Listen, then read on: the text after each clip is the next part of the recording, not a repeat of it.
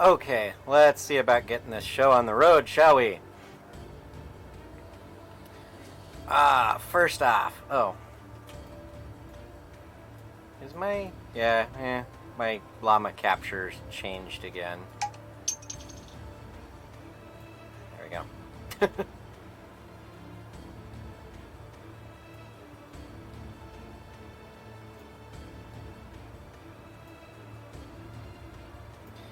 There we go. Anyways, we're probably not going to be listening to that while we're doing this. Couple of things first off. I'm going to go ahead and stop that. Oh, we're not doing that Banggood item here. Working on text.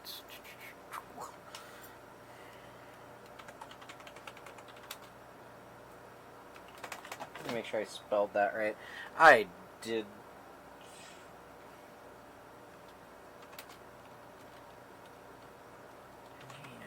GMA106 Guitar.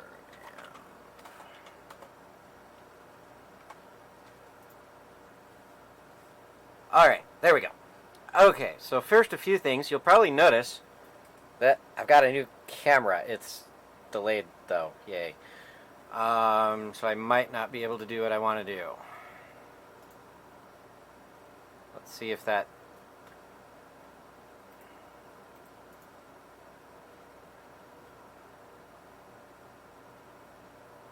Okay, working much better now. So, as you can see, I have a new... They're out of sync with each other. That's going to be a little annoying. But anyways, I have a new... we might have to switch back to this other cam. Just got stuff in the way.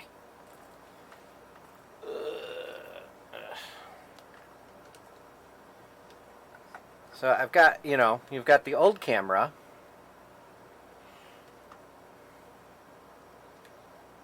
Which, wow, that, yeah. We need something going on in the background. Just a little bit of audio. So I got the old bench cam, but like I said, I got this new bench cam. But I don't know if it's going to cooperate with timing. So this might be, let me know if it gets too annoying. We'll work on it. But what I like about this new camera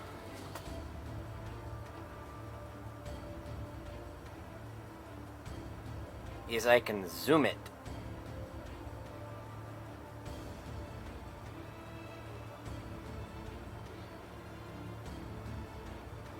So I can zoom it out and you can see my dirty desk. Yes, that is my workbench. That is my mess.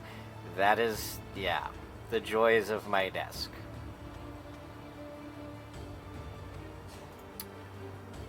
Or, if I put this, let's get a chip centered under it.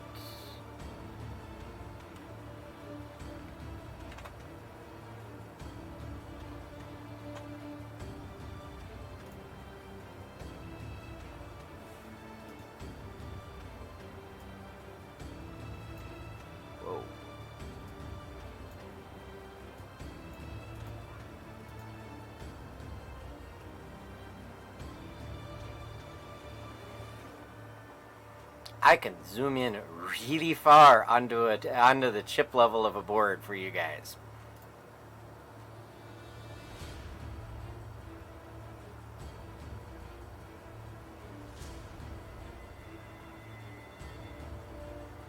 Ugh, that camera. I'll have to figure out some way to work on the zoom and the focus and everything remotely.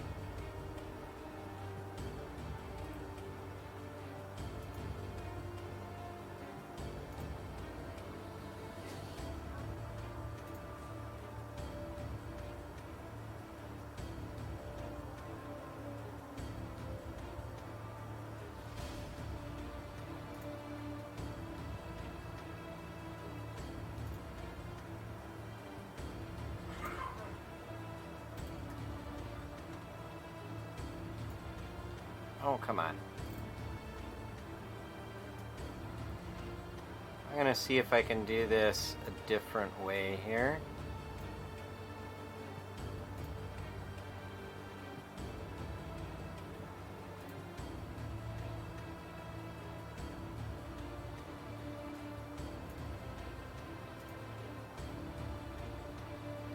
Ah, hey, okay, cool.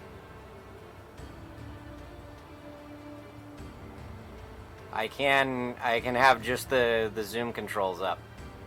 Yay!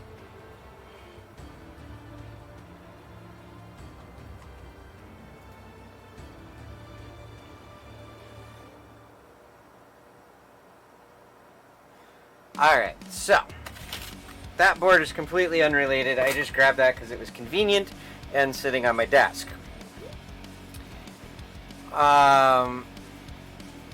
And as you saw, my desk is a mess. But this is the topic of our conversation and stream today.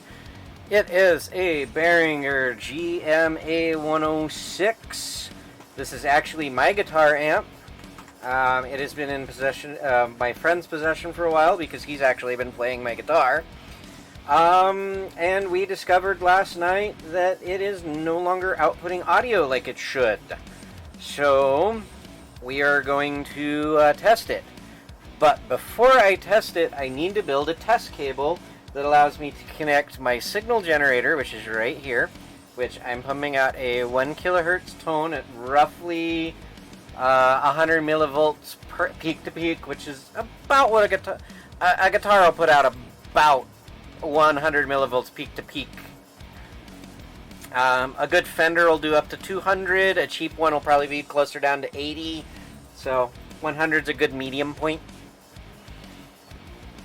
But like I said, we got to build a cable so I can adapt the BNC to 1/4 inch. So we will set the guitar amp aside for a moment while we figure out a way to make that cable. Now, obviously, I don't want to destroy one of my good 1/4 inch to 1/4 inch cables because those are expensive. And I don't really have a BNC to sacrifice at the moment, but we'll figure something out if we do. But I have this. It's got a right angle 1/4 inch mono, and then the other side's got a couple of RCAs. I have no idea where I got this from. It was laying around in my stash. And then for the other end, well, you know what? You can go over there. I don't even know if I'm going to need you yet. I just needed you to calibrate the tone generator. That is an oscilloscope probe, which we'll deal with that if we need to. But anyways, I've got BNC to alligator clippies. So that's probably going to go here. And I'm probably just going to take one of these apart and disconnect the wiring and see if we've got audio. And Doom still sounds a little loud in my ear here.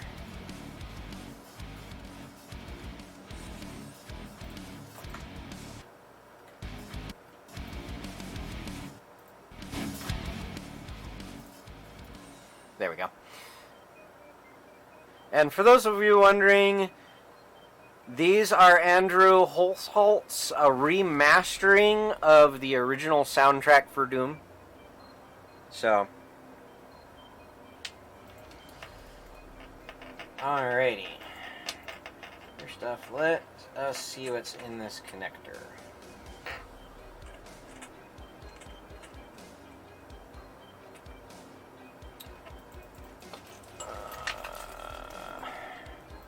Again, messy desk.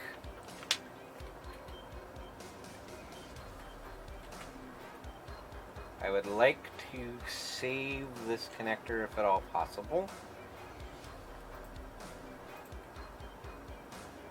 because you never know when you're going to need like an RCA jack.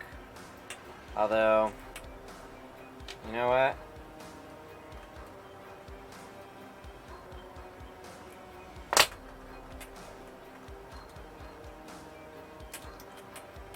We're not even going to mess with that. We're going to do...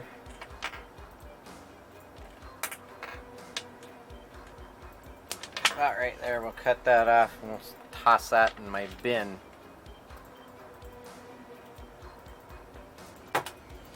I have a box of junk over that way. If for those wondering. Let's see. Is that going to reach? Because I'm going to do a test. Yeah, that'll reach.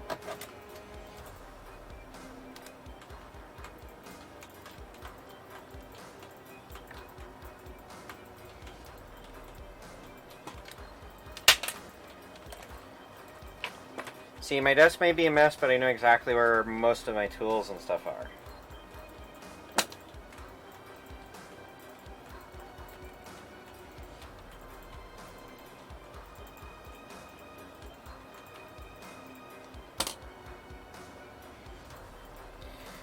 And to give you an idea, what this amp is doing is...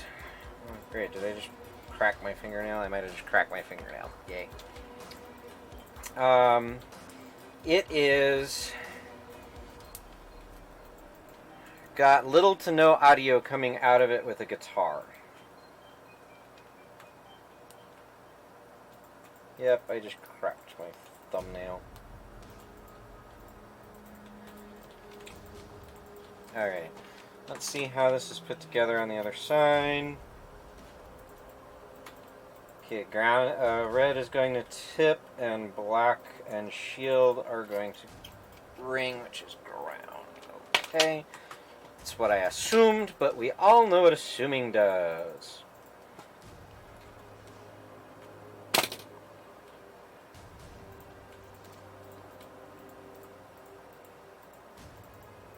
Uh-oh. Video's really jumpy, and audio's behind.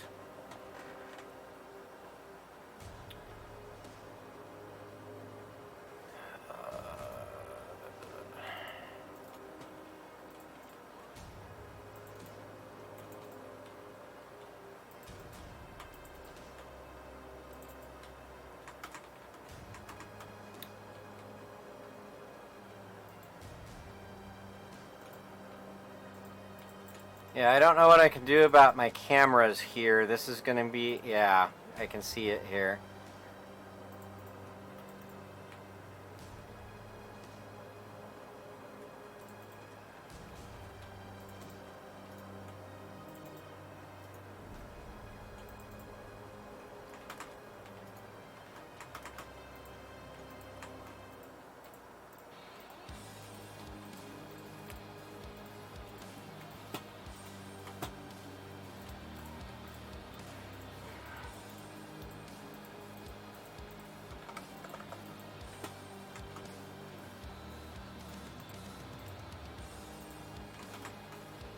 Let me see if uprating my...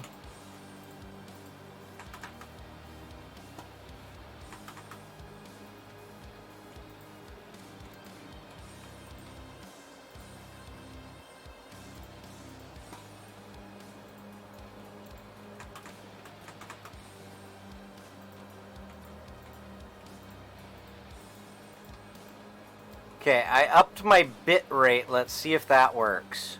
Because it's smooth on a... They're out of sync, but OBS is... Yeah.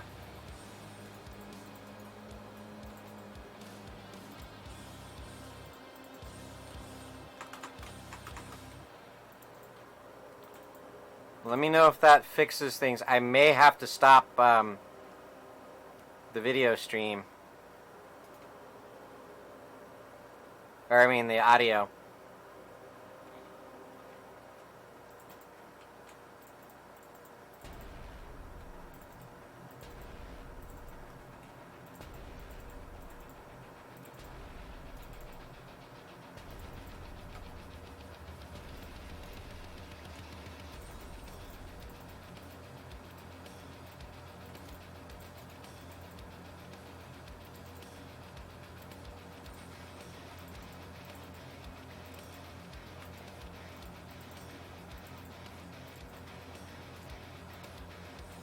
Okay, yeah, I doubled my bit rate, so we'll see how well that does. It's upped my CPU usage, but we'll see how it goes. Okay, this is gonna bug me.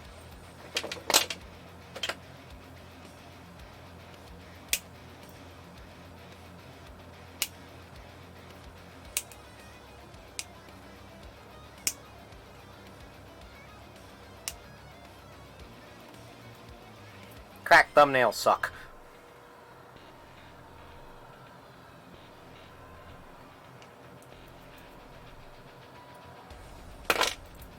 Alright, so anyways, back to doing this.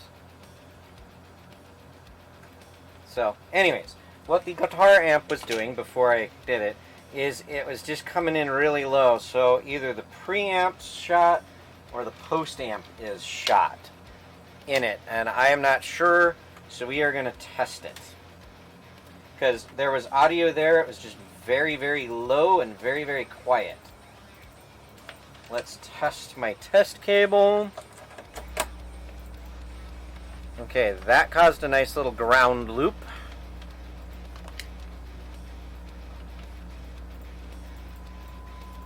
One kilohertz tone. Sorry for people with headphones. Okay. Evidently this was plugged into a DVD player at one time.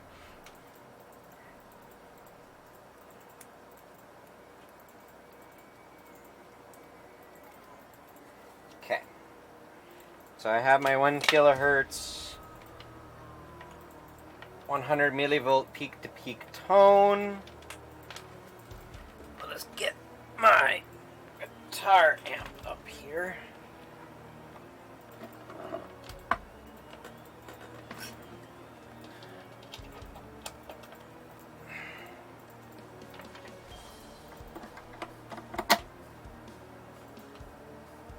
Turn everything to about 5, except for the volume and the gain.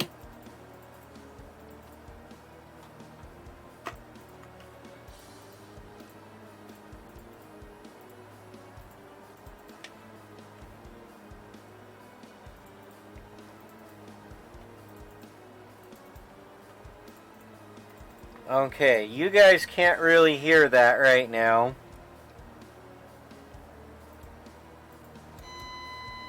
There, you might be able to hear it now that I put the overdrive on.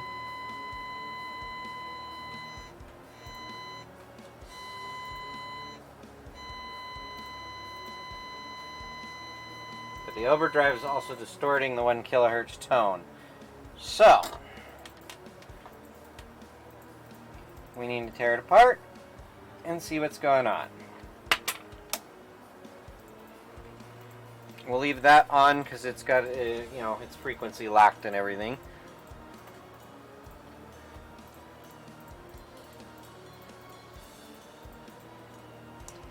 Alrighty.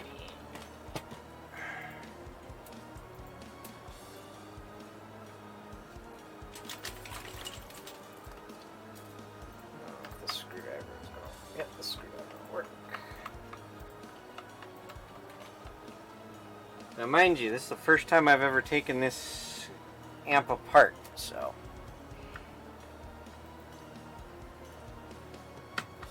Okay, I'm not losing encoding, so that's good. And I'm maintaining about a 4800 kilobit per second bit rate. I love my business internet.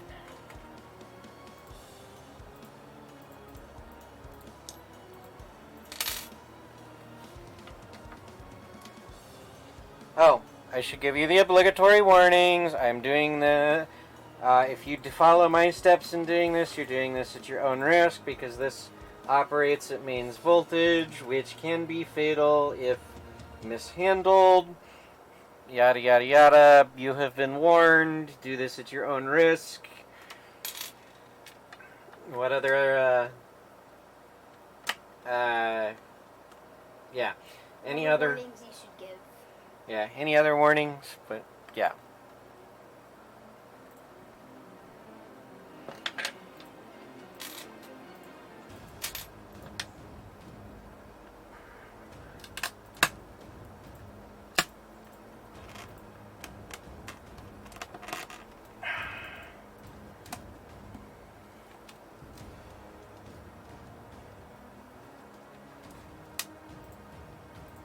Okay. Nice little 10-watt speaker with the amplifier assembly. So we've got the mains transformer here, which should be outputting 2 of 15 volts. We got a bridge rectifier, we got some caps, and then we got some other things. But it looks like that all slides out as an assembly. So let me first turn it off, and second unplug it.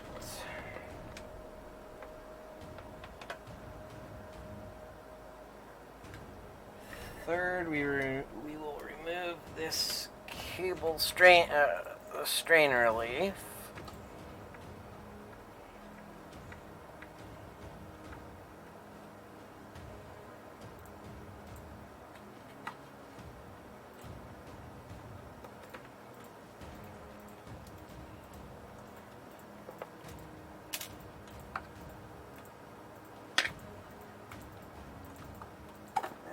Unplug the speaker itself.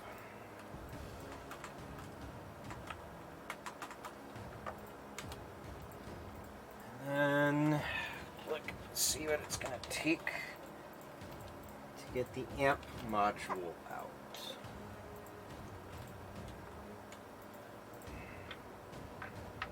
Looks like we have a screw on the handle here.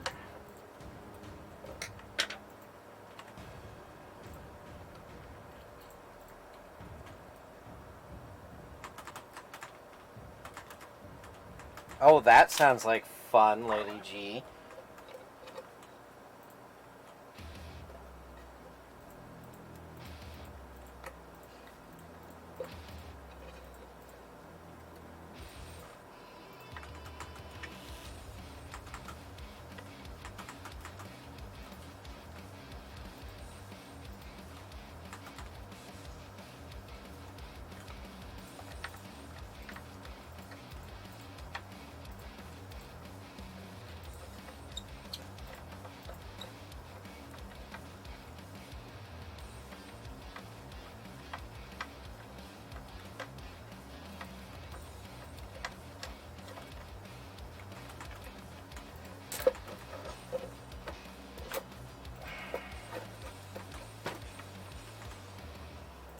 Okay.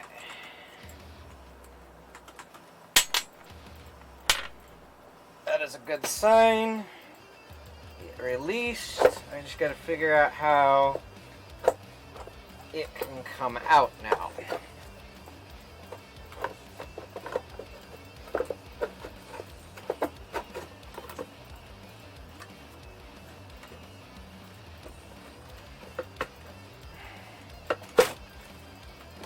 Out through the front.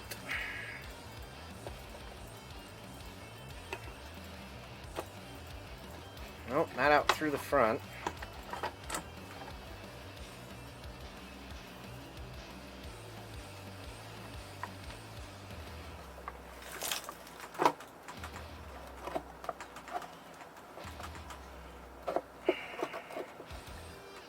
Ah, no.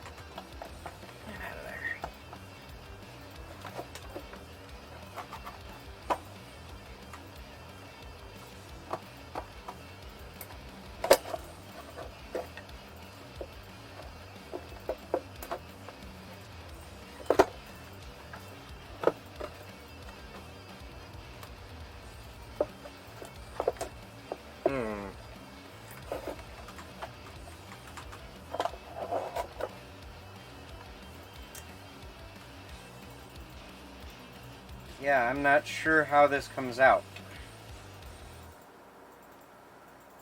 I was hoping to get it out as one assembly, but it's not looking like it's going to come out as one assembly. And of course I got a phone message. Let me just check something really quick.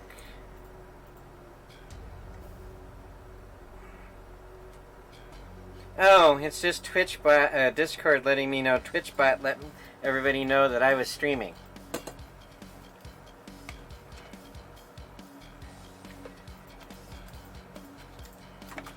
Okay. Well.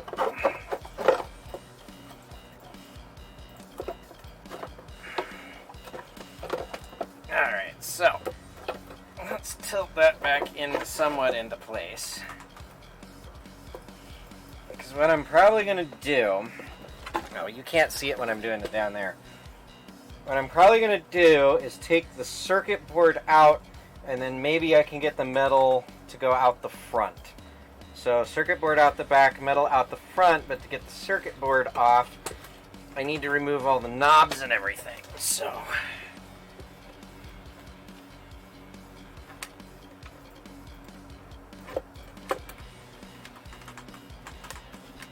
throw the handle screws back in lightly just so that it holds that assembly in place while I take the knobs apart.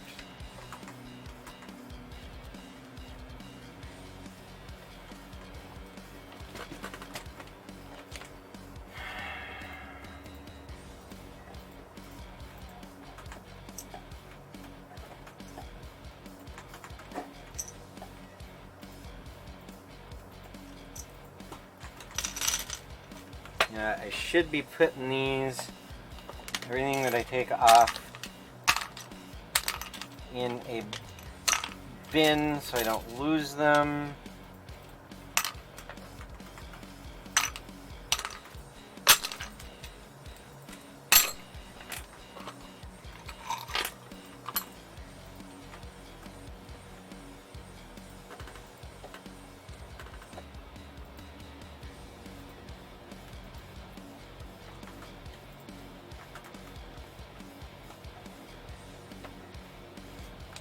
This is the problem with most audio gear repair.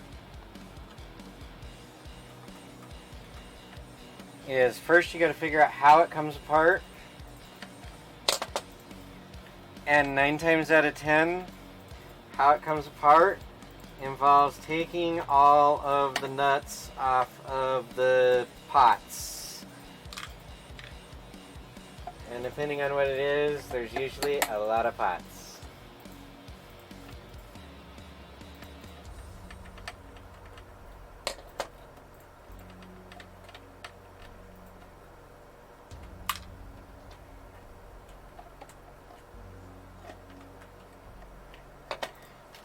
I'm going to try something here.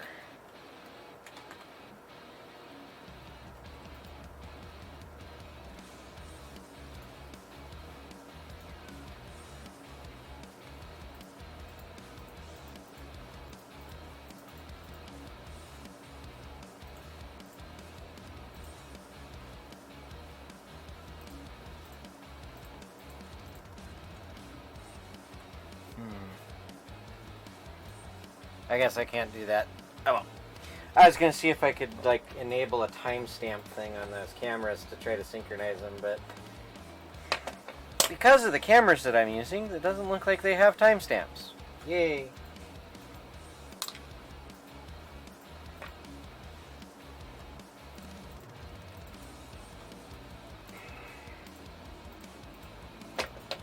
See, and I don't want to goober that one up. I have a better wrench.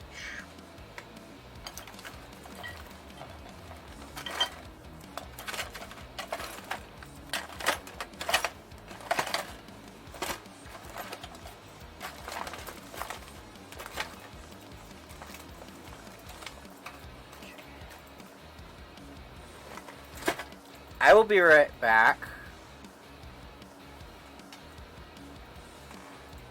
Actually, I might have one here. Give me a sec.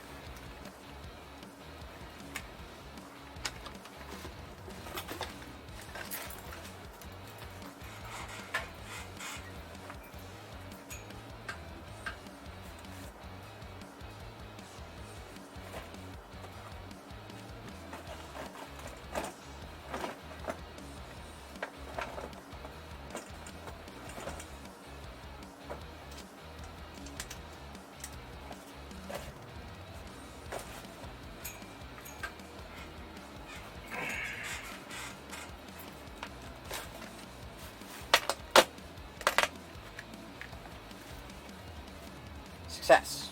I did have a crescent wrench in with my camping gear.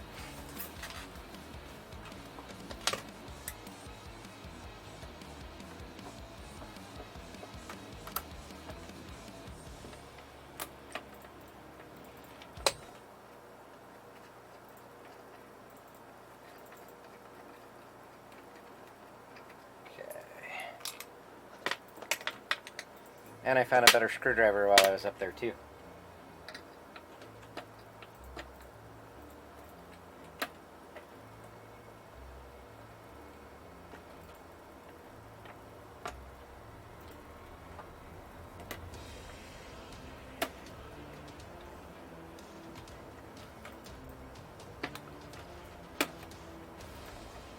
I'm taking these washers off so they don't get lost.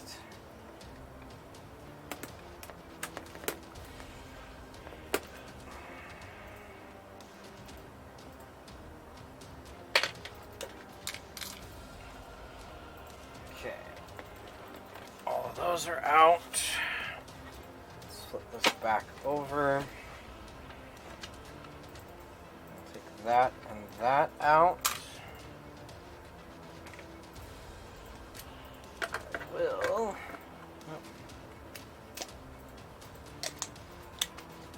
Another job for the crescent wrench.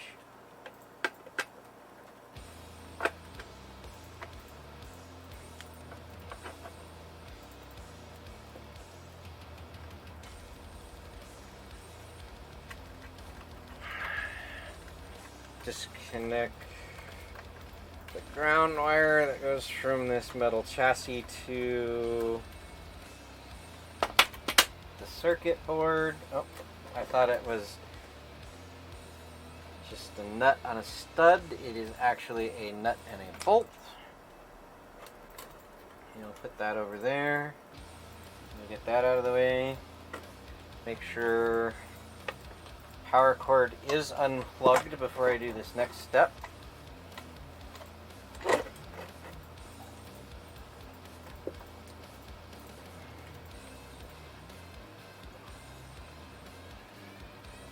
I can get those off, that'd be great.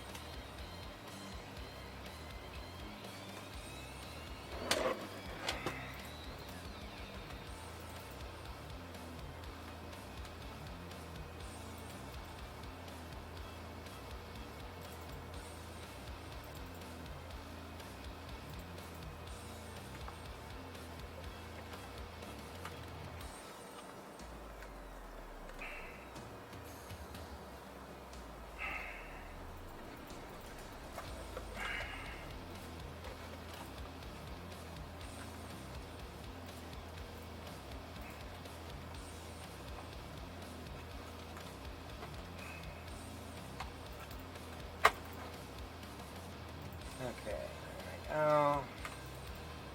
One of the high volts disconnected.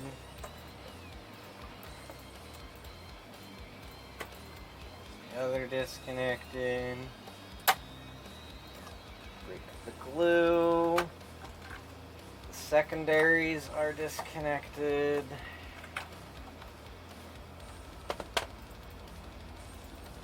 Push that up.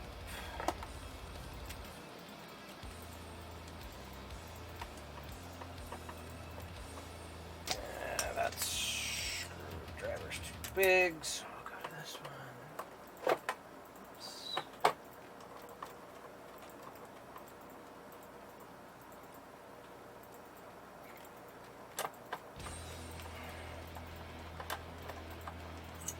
Okay, let's come out. Now the circuit board should just come straight out.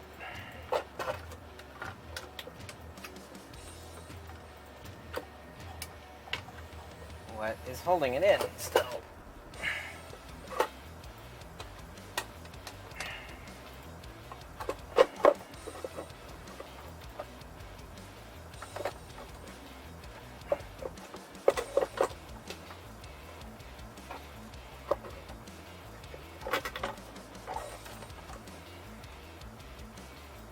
Bent a few of the pots, but that should be okay.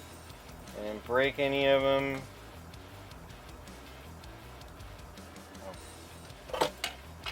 So there's the circuit board.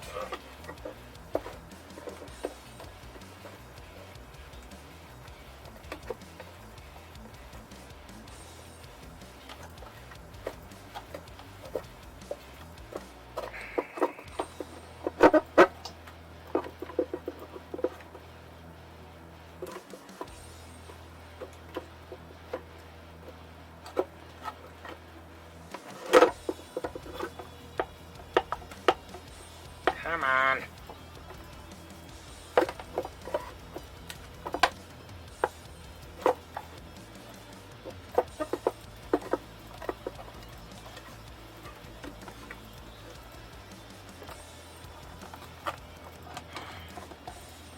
Alrighty.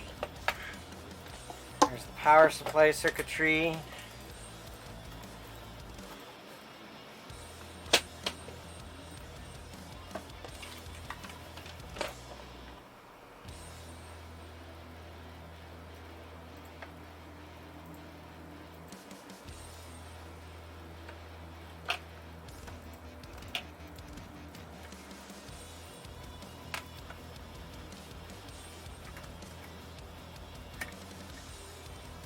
Oh, okay. Okay, we will set the amp behind for a moment. Over there.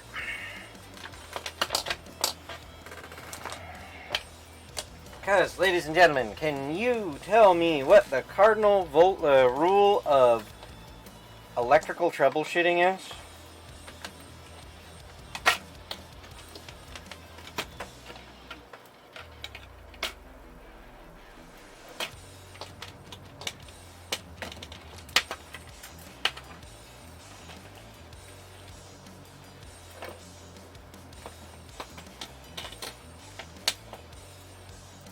I'm gonna let chat catch up before I say it.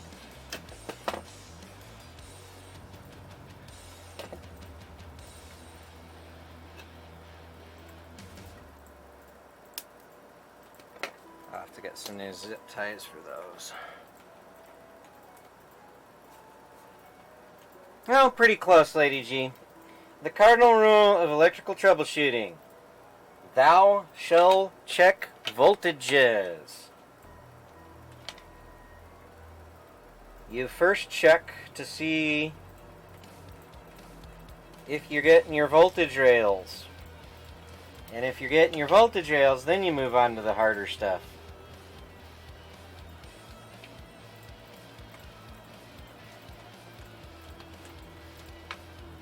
Again, if you power this thing up, that is going to be live at what means voltage, that is going to be live at means voltage. Do this at your own peril.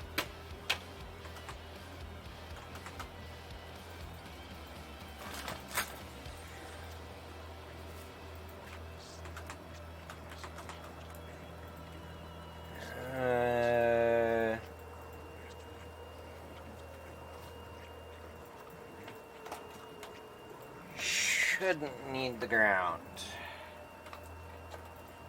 Okay, that is now live, that is now live. No touchy touchy. Okay.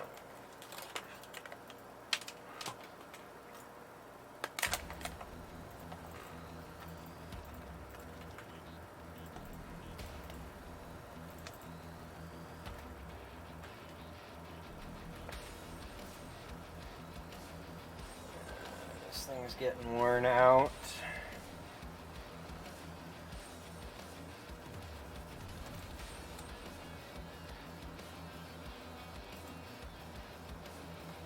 Did my Fluke 77 finally bite the dust? My Fluke 77 might have finally died, guys.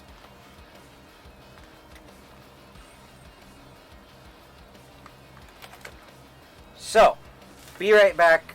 I know my thing is out in the car, so don't go anywhere. Oh. Be right back.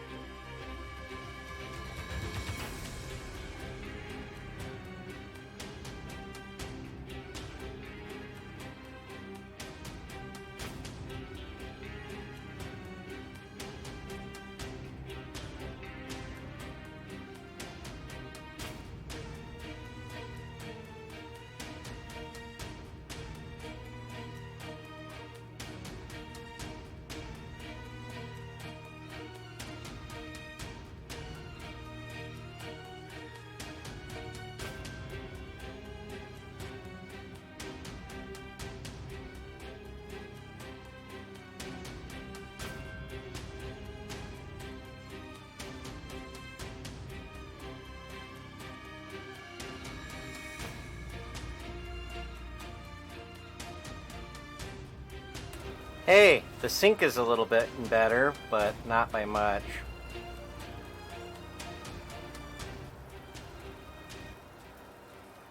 Anyways, so went and got my work fluke, since my home 77 finally decided it wanted to die.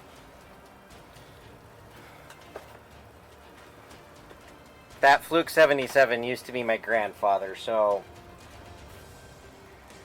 I'm not surprised it died. Got things about as old as I am. Okay, first thing we will test. Are we getting 15 volts out of the transformer?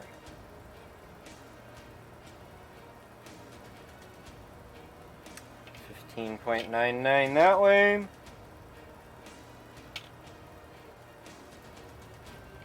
Come on. 16 that way. Okay. So we are getting two 15-volt rails.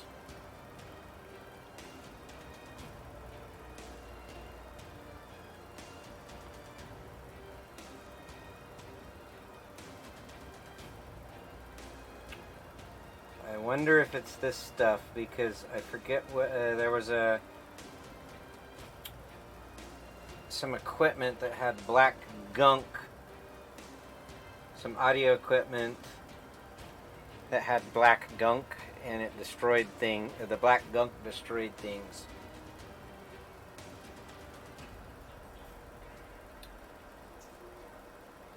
Alright, so now it's got the AC voltage coming in. Let's test the other side of the bridge rectifier.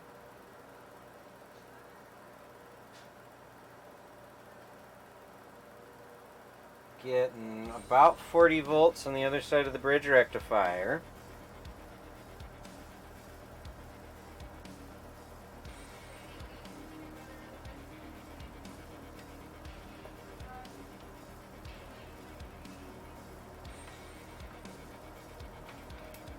Ooh. That's already getting... That might be my issue right there. That's already getting warm. My amp might be bad.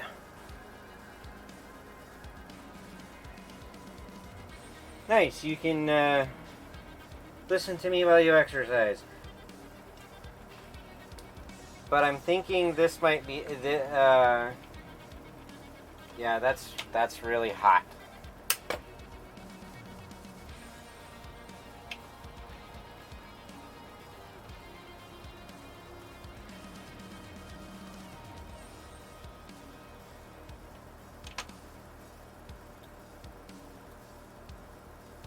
So that's not supposed to get really hot, but it's getting really hot.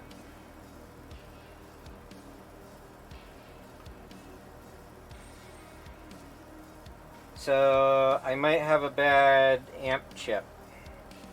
Yay.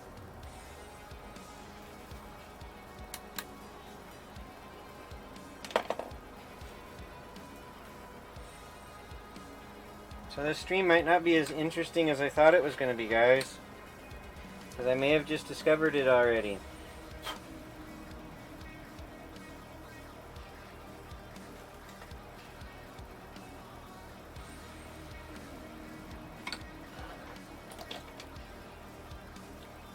We've got that little guy right down in there. Oh, you can't see it because my hand's in the way.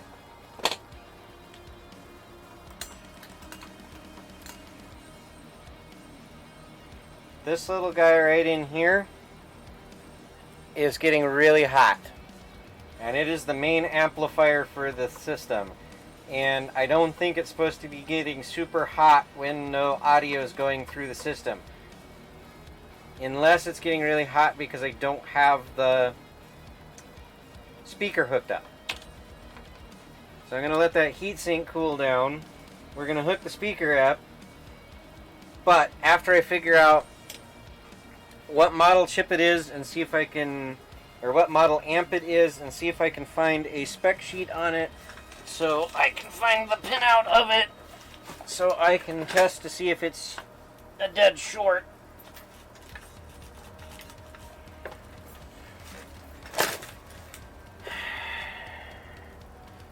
I'm going to unplug this guy again because I'm going to be monkeying around with it.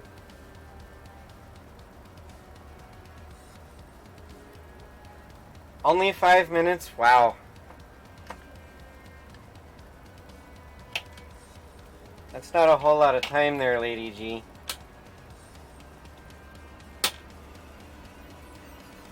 Okay.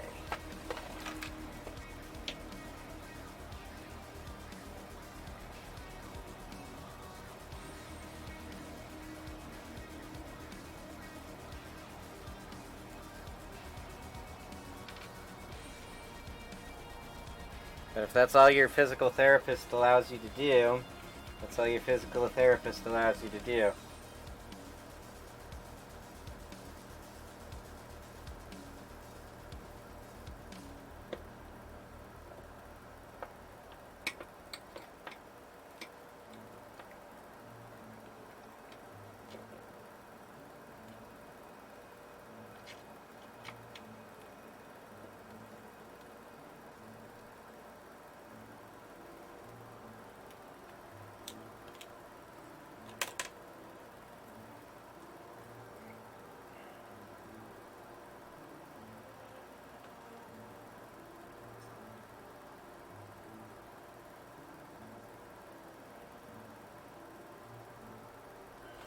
Okay, that looks like a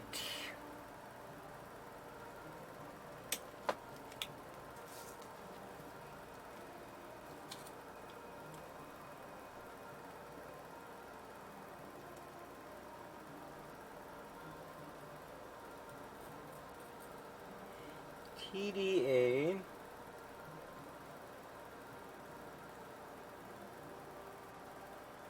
2030A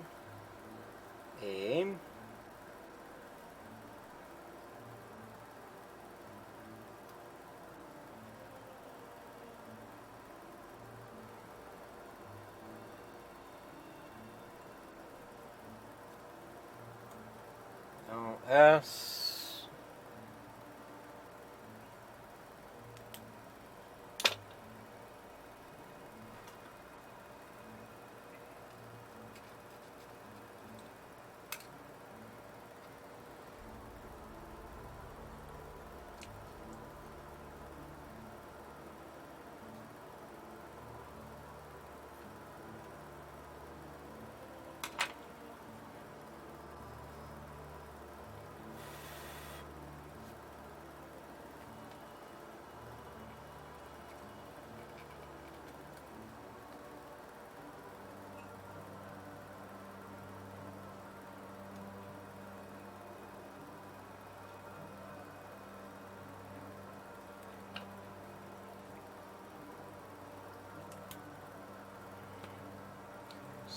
see.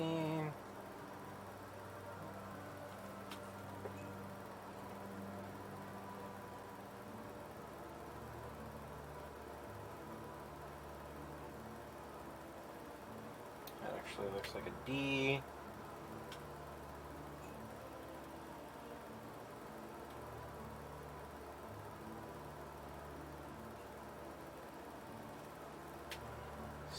W Edward. Okay.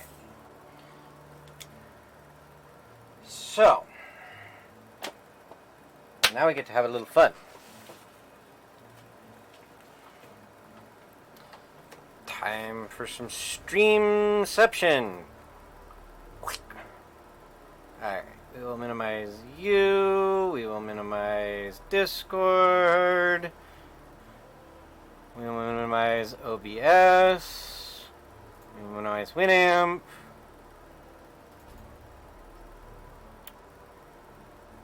Okay. I do still have the... Yeah. Okay.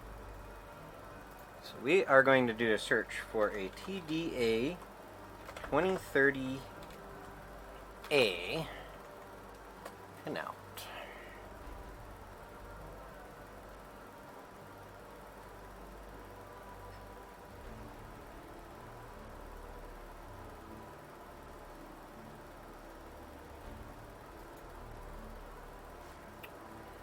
Alright.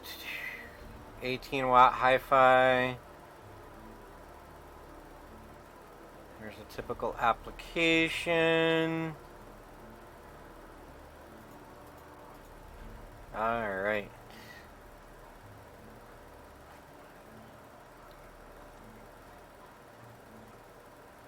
What we are looking at is this guy right here. So we want to make sure V plus and V minus, so pins 5 and 3 are not shorted together. And that the output's not shorted directly to any of the inputs. Let's see if we've got any other data. Like an internal...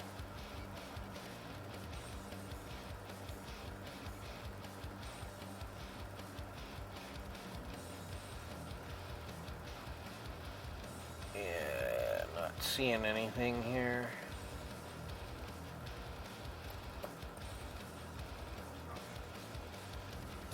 Alright, a little bit of streamception here going on again. We'll go back to workbench.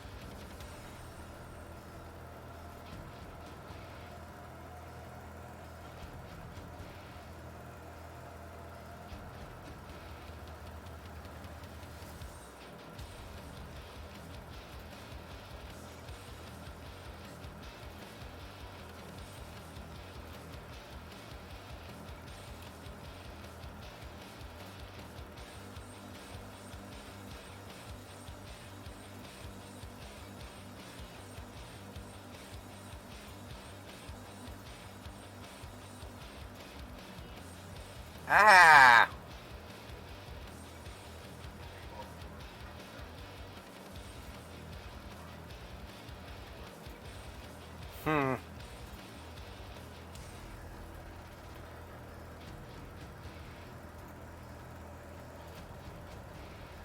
Okay, so, yeah, OBS is being weird.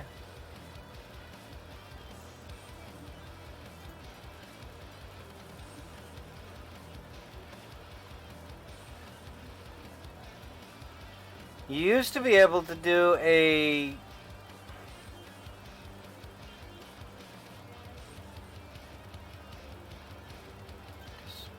See, that captures a full display. I don't want it to do that.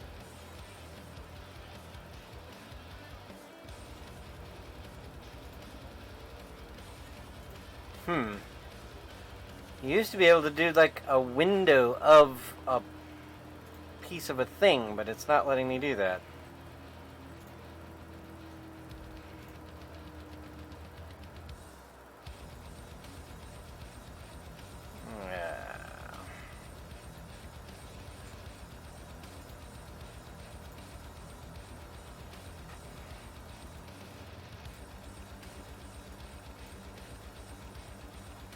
Fine, we'll do it this way. Print screen.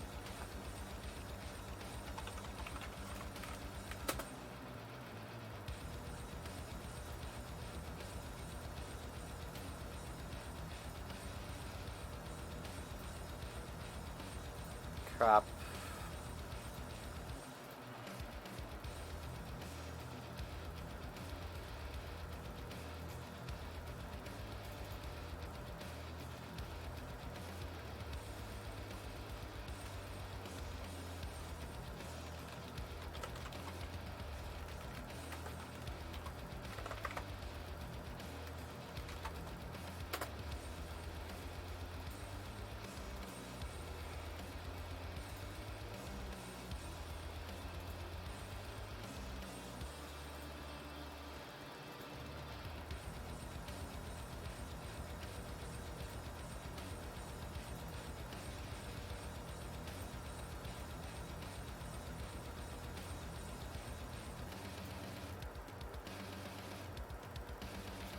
That's the chip we're working on. There we go.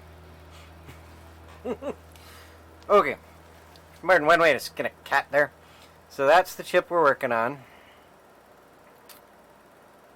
So let me pull chat back up here. Okay, there's chat back up. Well,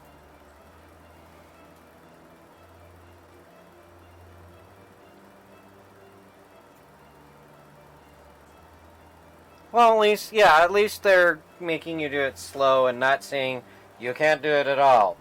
Alright, so out of my way, out of my way, out of my way.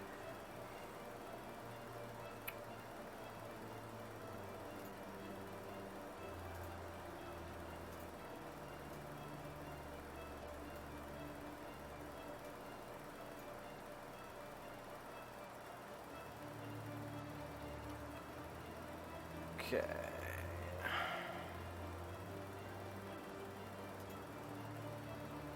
Actually, I probably don't really need... OBS can probably be hidden behind everything right now. As long as I can see that. In chat, we're fine. Okay. So I can see my green-red square, and I can see chat, and I can see what I'm looking at. Alrighty. So, let's take an educated guess at this. It's going to be my positive power. So... Alright, so that one, this side, so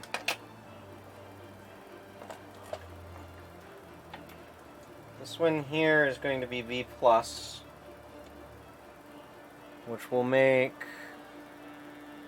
this one V-.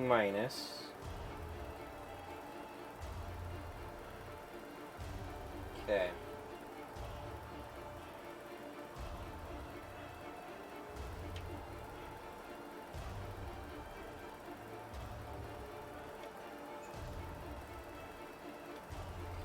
Testing in circuits not always the best.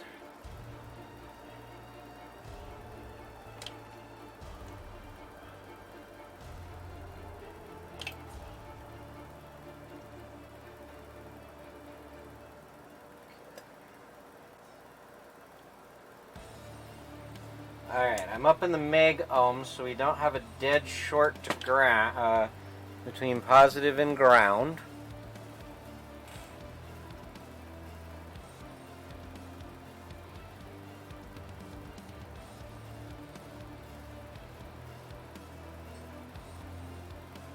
Uh-oh, I'm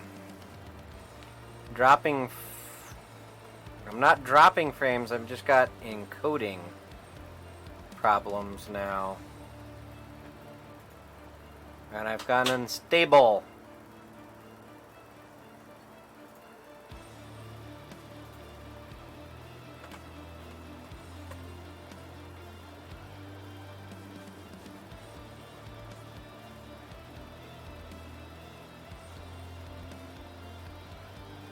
OBS, why are you sending out 8,000 kilobits per second when I'm telling you to only output 4,500?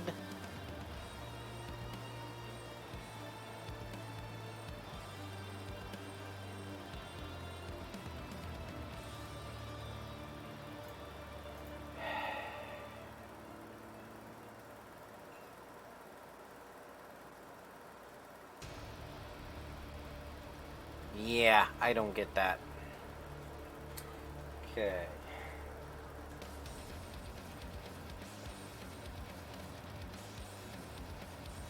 Okay, we got kilo ohms between the input and the out, or the...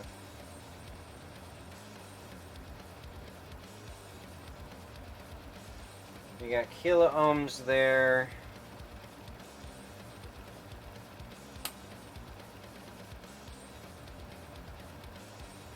We got meg ohms there.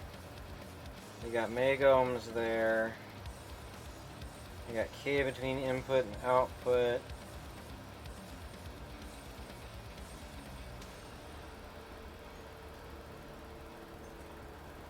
Okay. Okay. Alright, so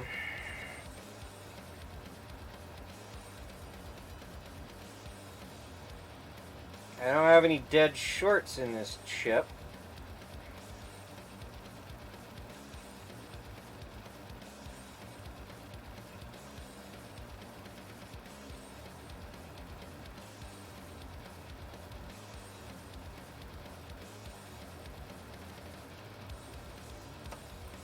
So that is a good sign.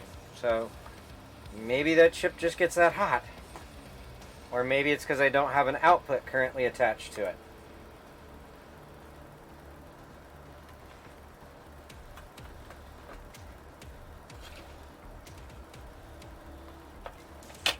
Okay.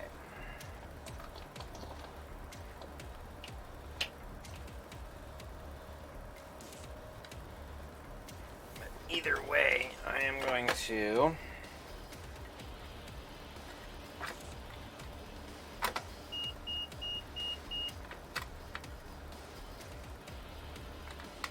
just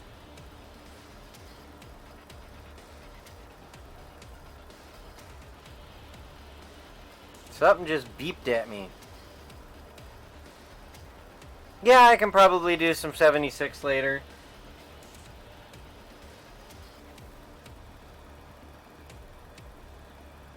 Lady G. I just thought this one would be fun and interesting to do, and so far it's being interesting.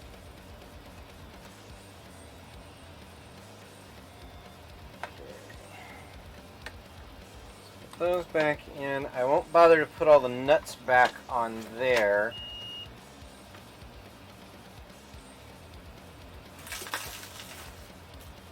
What the?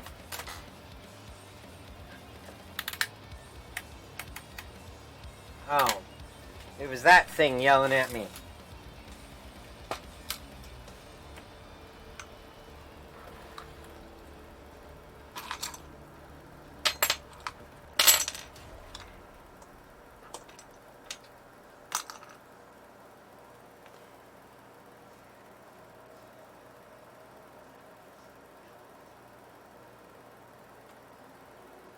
Yeah, I don't know what's going on, Lady G. I might just have to end the stream because it's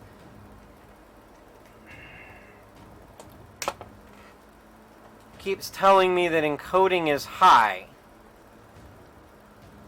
And I'm telling it to encode at 4,500 kilobits per second, but yet OBS is cranking up to 9,000 kilobits per second and then back down to 3,000. It's not stabilizing, even though I've told it, be stable at 4,500.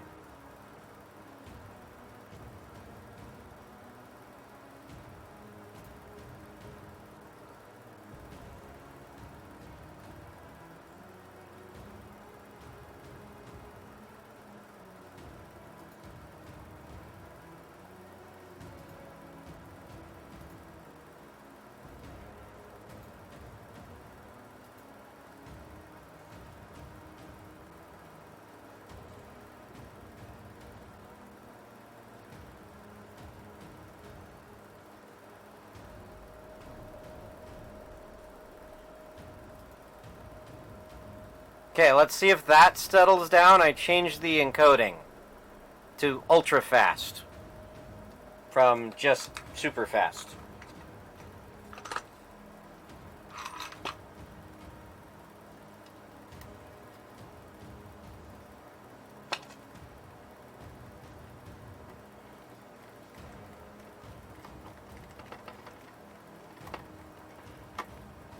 Okay, that will give the power amp a larger heat sink. Ah, that's not good.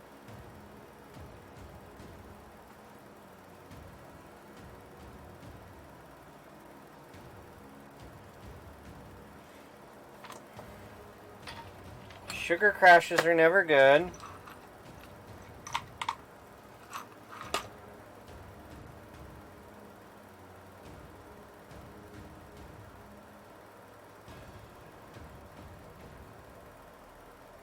Okay. Let me know if the video stream settles down as well. It seems to have settled down and is no longer yelling at me that my encoder is overloaded.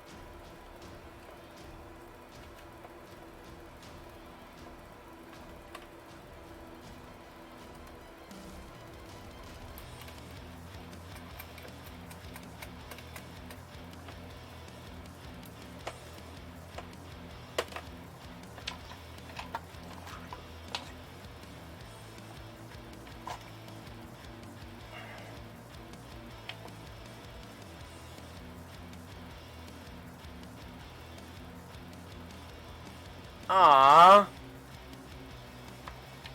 That's no good.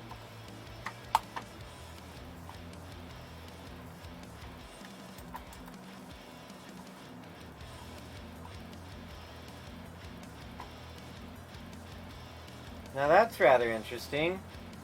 There's a chunk of copper wire that was jammed up in there.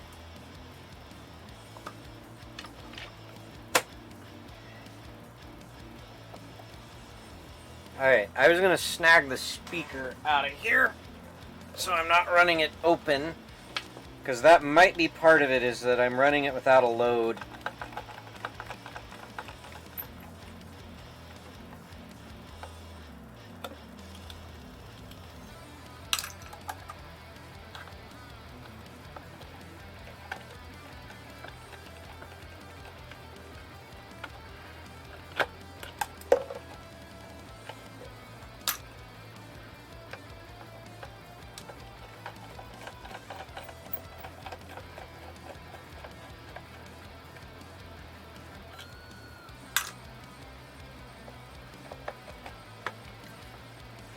Yeah, that Lyme disease probably really sucked, Lady G. Yeah, hopefully my video will start cooperating here.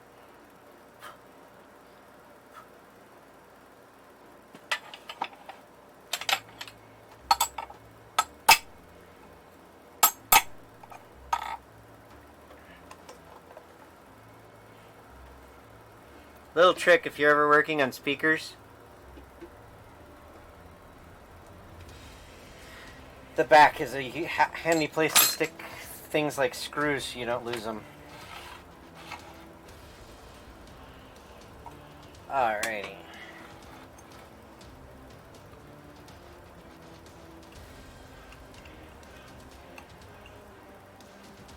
Oh, you know what? I forgot to get the numbers off those op amps. Darn it.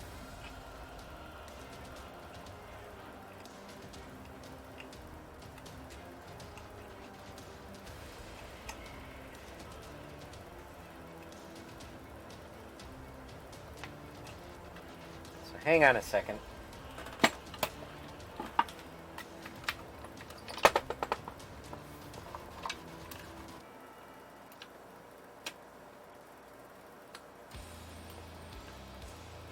There's a couple of preamps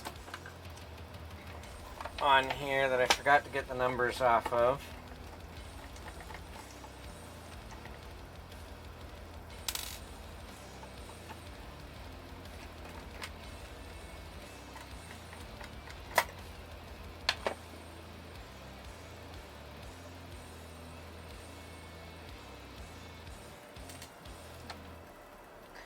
I'll tell you what, I have bought 2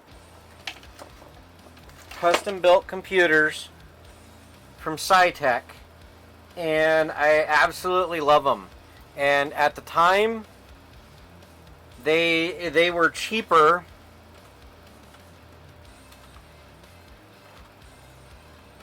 Or is it? It's, what is it?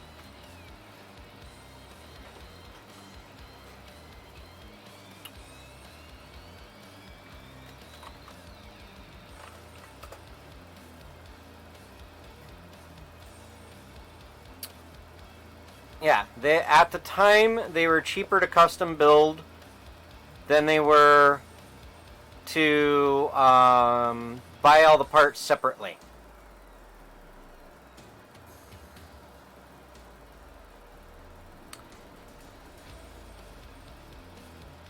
Now, the latest one that I built for my son is the Mark II series. And the starting price is about $500.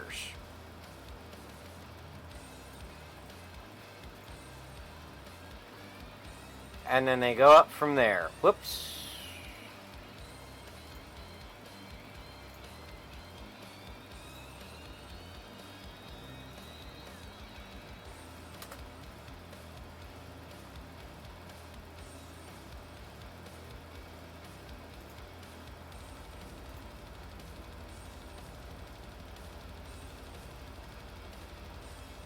Yeah, that's the one I just built my son, but they also have a Mark IV, a Mark V, and I think they're up to a Mark VI now, which has their...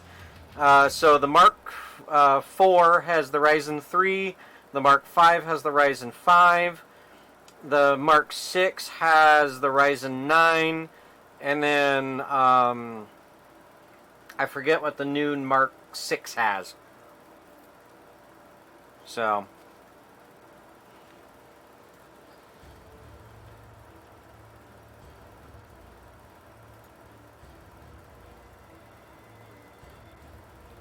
probably don't need the image anymore because we're not dealing with that amp.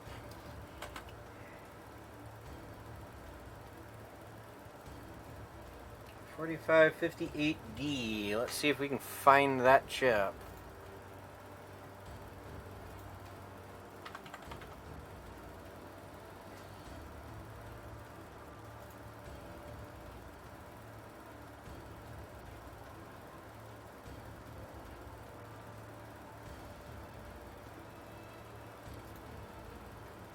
Okay, it is a dual op amp.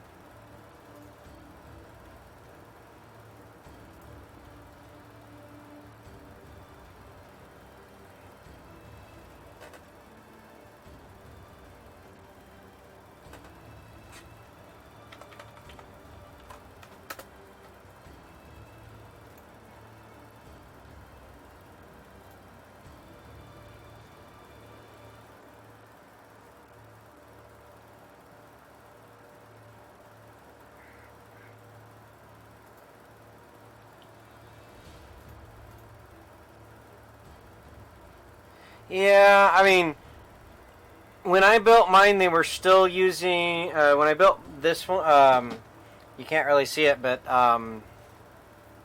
my game PC, they were still using Intels. They hadn't switched over to AMD, and mine's got the i7 7700K in it. As for my son's, I bought him a powerful enough one to play things like Fallout 76. I tossed in the, what do you call it? I just got him a Ryzen 5, I believe.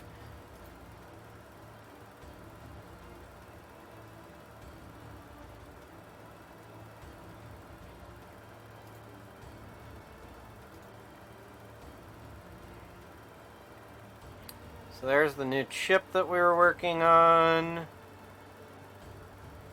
Those are the op amps.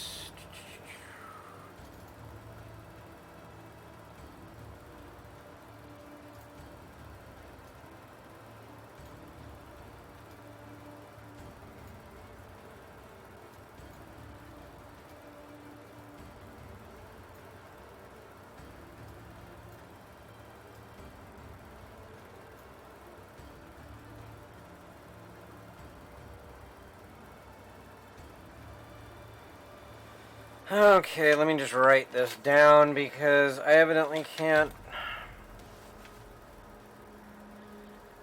Okay.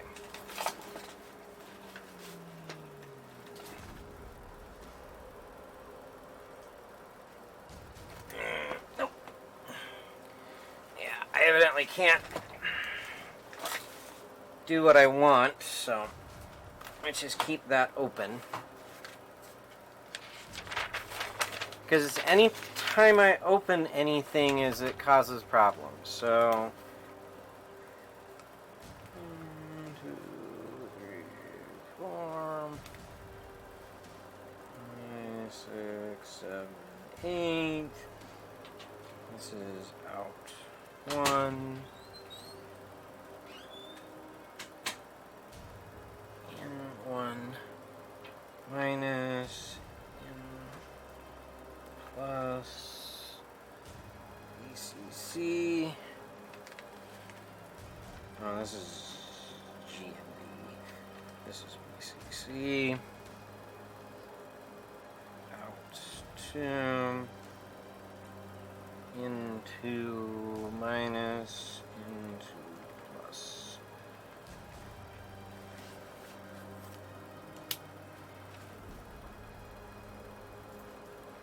Yeah, just opening up Paint caused my encoding to go crazy.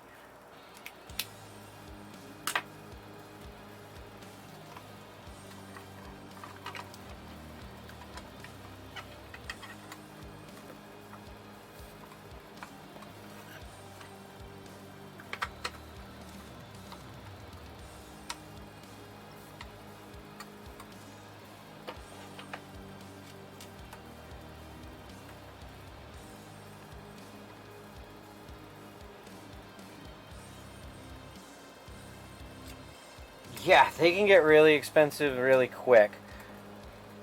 Now, like I said, I've built 2 of those Skytechs off their website. I've got my primary machine, which is the Intel 7 or i7 7700K with 32 gigabytes of RAM and a 1050 Ti. I spent, I want to say, about $1,000 on that one. And then my son's computer is the Ryzen 5 with 16 gigabytes of memory and the 1050, not the Ti model, but just the regular 1050. And that one was about $900. So...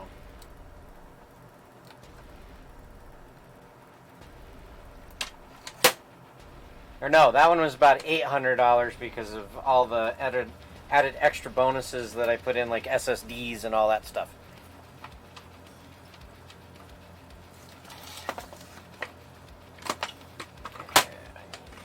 There.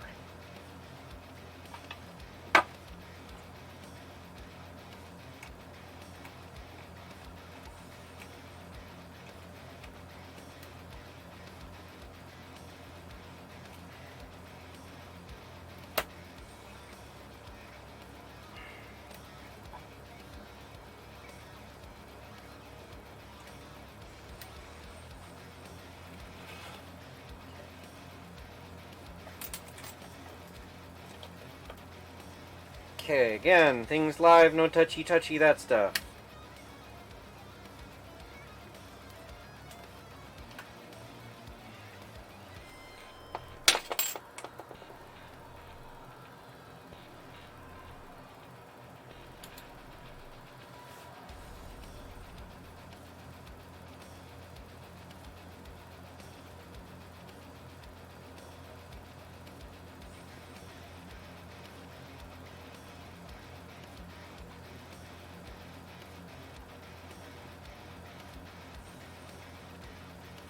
Negative 19 volts.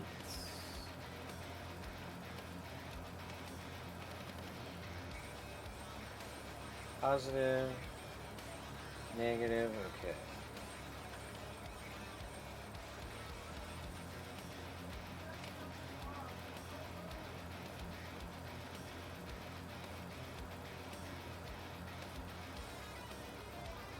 That might be an input.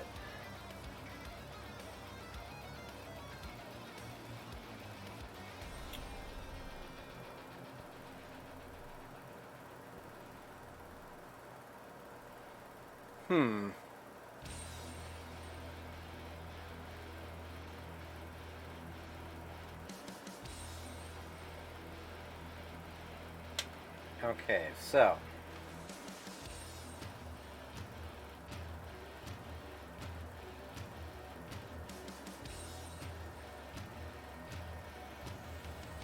that's the most negative one.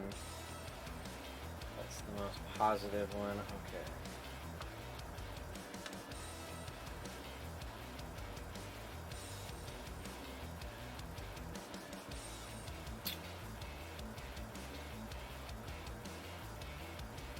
Trying to trace out traces here. Okay, so I got 19 volts on that guy. 19 volts on that guy.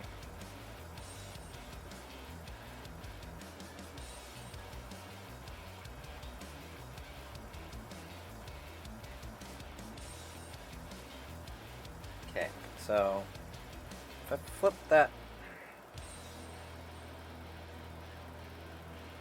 so this should be pin, okay, so this should be either ground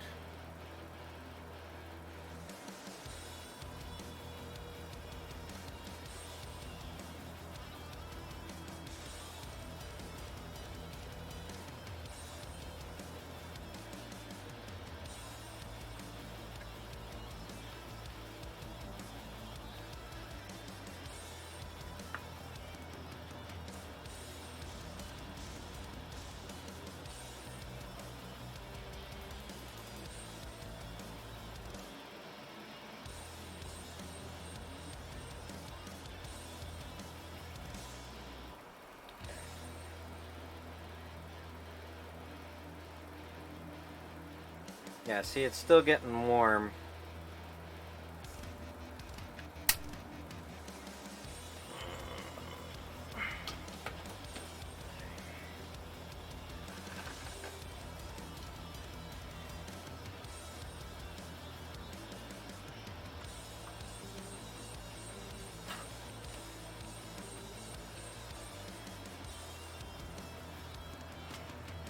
Yeah, just as long as you're not trying to do like Crossfire or SLI or anything with your dual video cards, you should be fine. Dual video cards would be great for having, multiple monitors. It's just there's no point in doing SLI or any of that anymore because games don't support it for crap.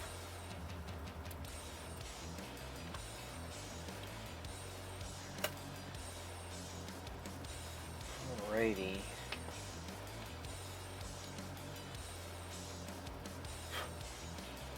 Might have to pull this apart and do some reverse engineering on this guy, which means I might stop the stream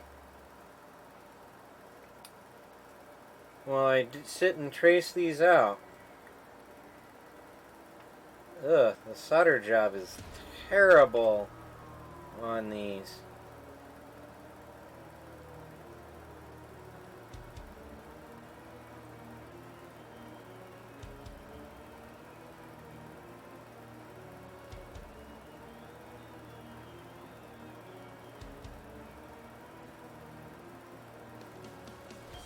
Pads are lifted off. Wow.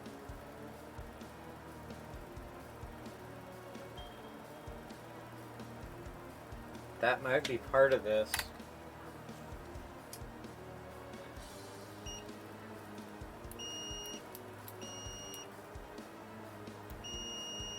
Don't know if you can hear the beeping, but I'll move that right there so you can see it.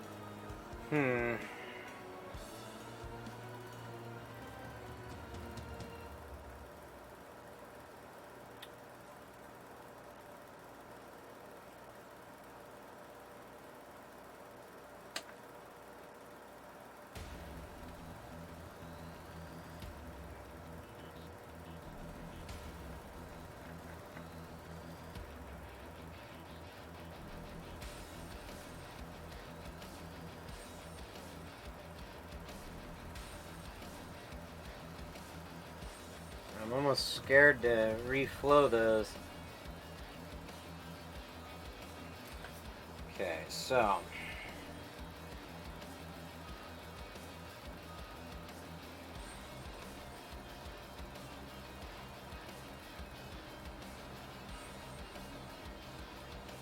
what do you have?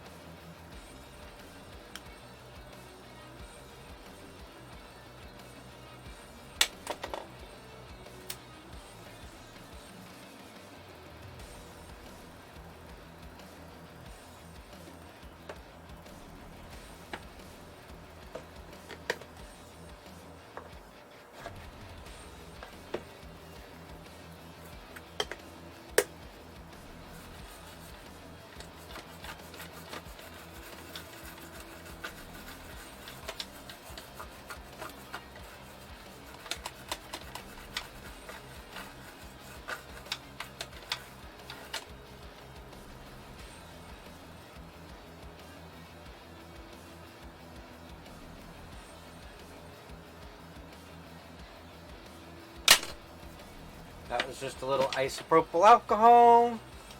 To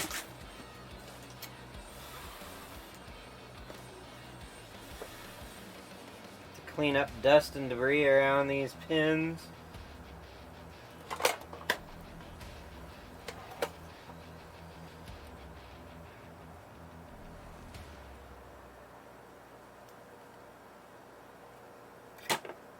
Shutter.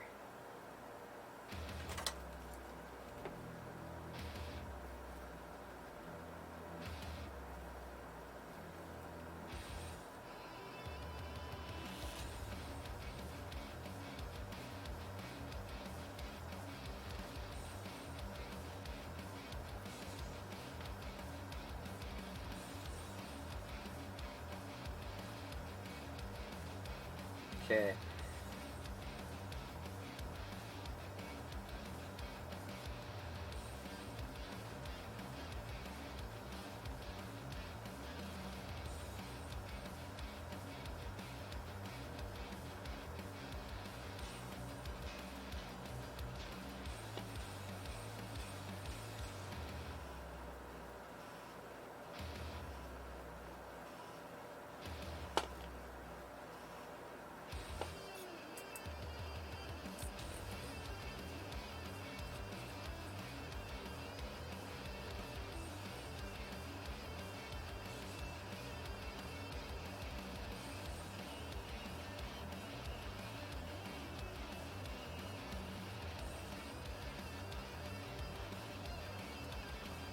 What I'm doing right now is some of these have lifted pads. So I'm bridging where I can, and I'm going to run a patch wire here. I mean, I'm getting continuity, but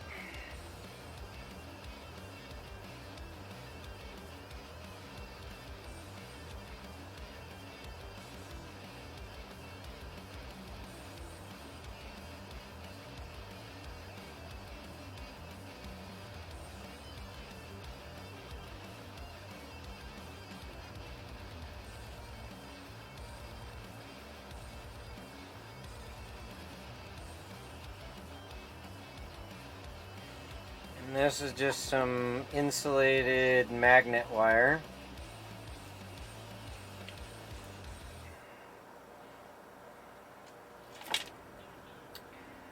I'm going to tack to that pin.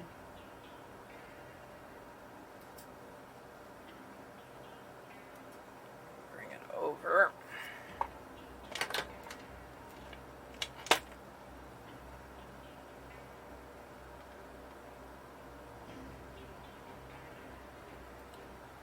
Make sure I solder this to the right place.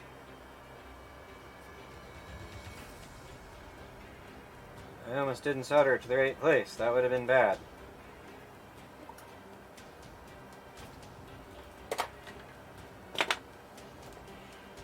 So yeah, this is just some number 28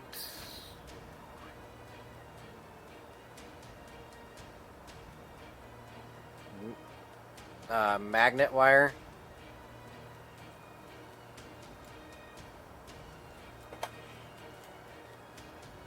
Great for doing light repairs on circuit boards.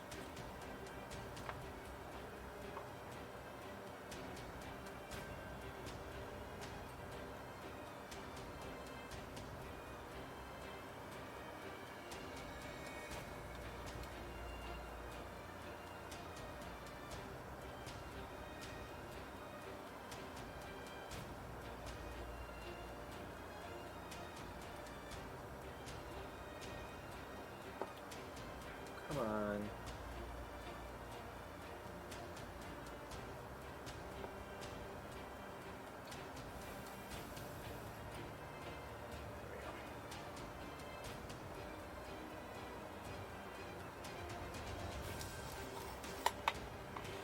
I don't think it needs that, but we'll put it on there anyways.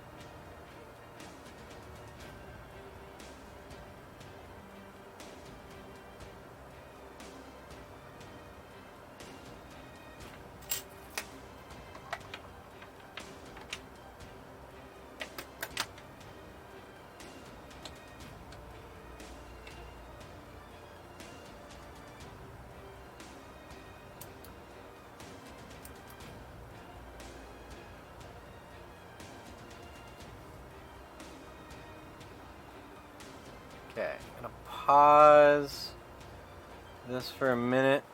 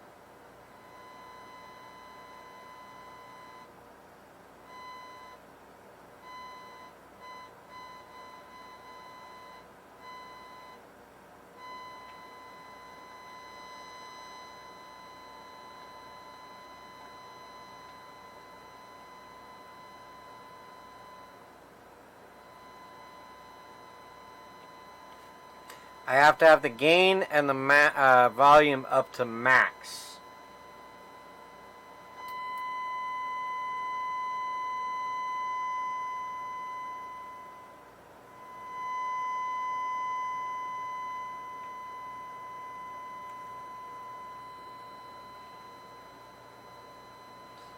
And why have you gone unstable again?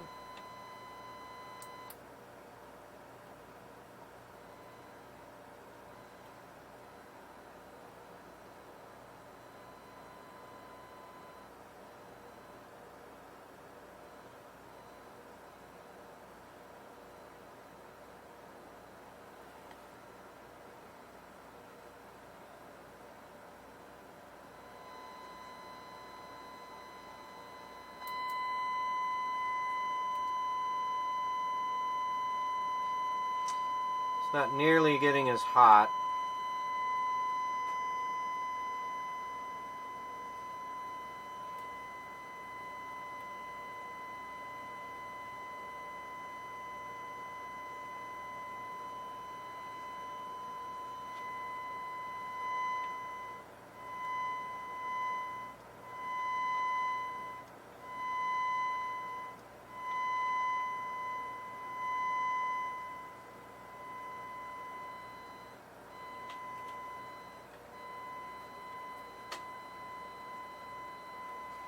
You hear how that's distorting that as I adjust the gain?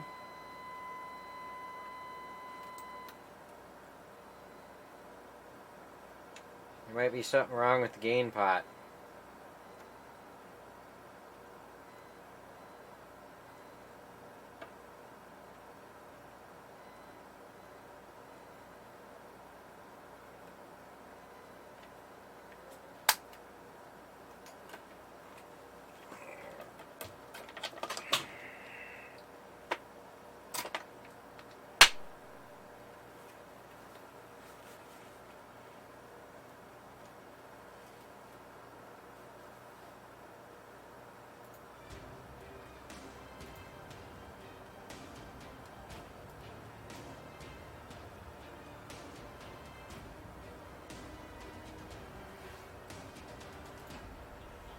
So now we're going to look towards the pots.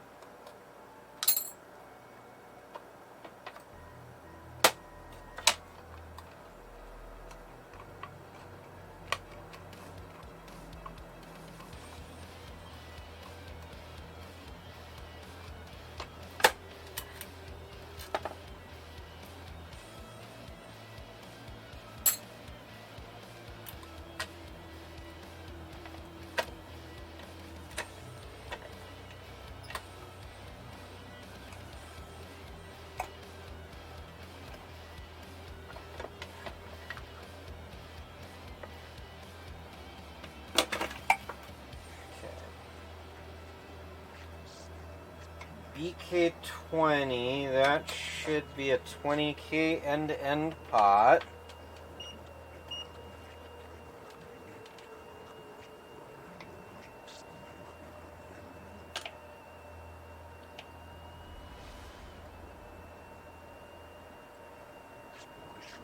Hmm, 18, close enough.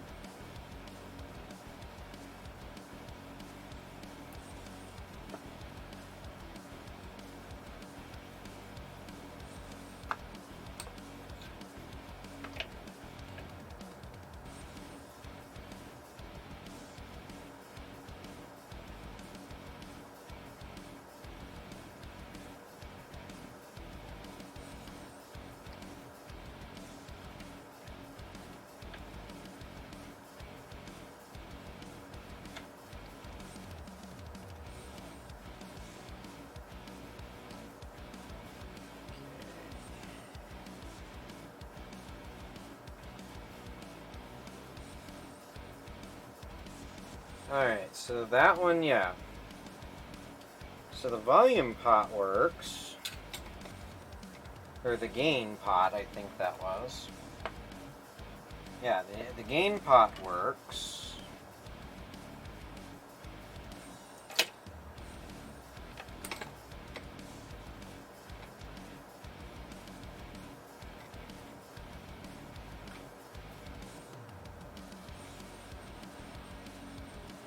This one's a logarithmic scale, so this one's not going to be a direct linear scale. because this is a volume pot.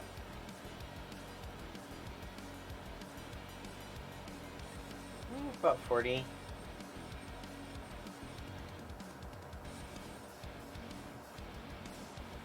So that pot's swiping back and forth like it should. Let's see. This should be a 50 ohm pot.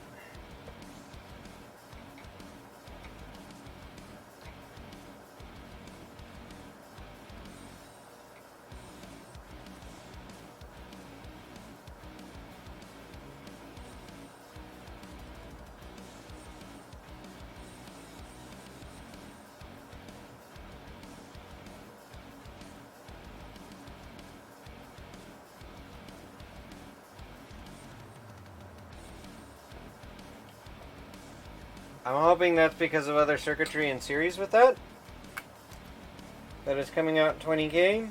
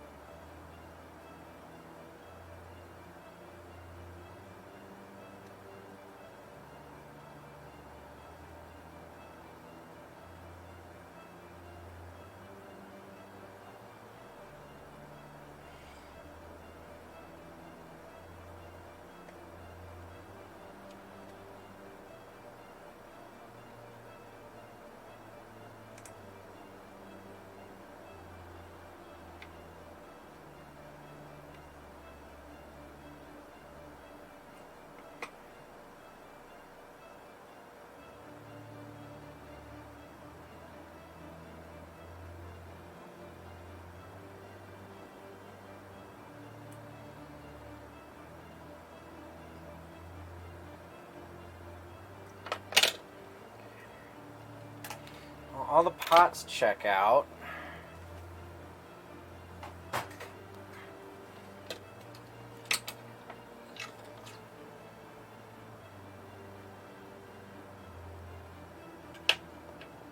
Try reflowing them just for posterity's sake here.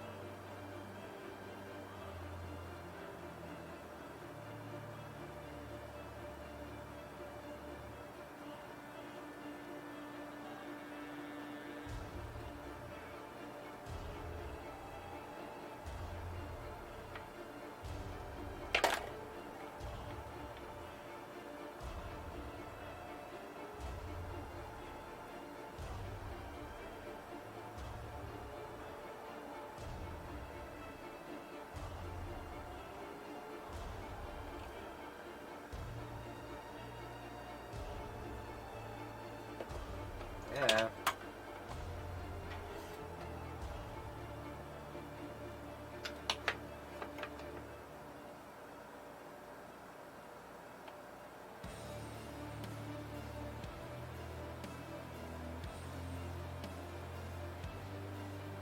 Follow the input connector.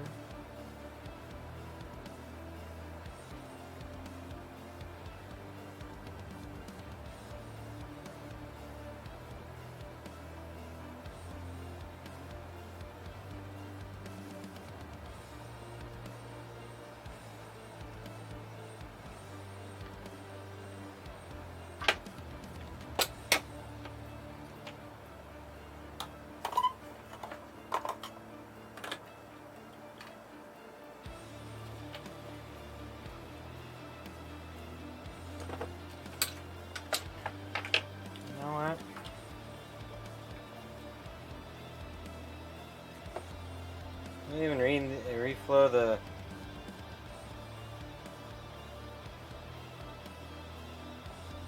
main output in. Why not?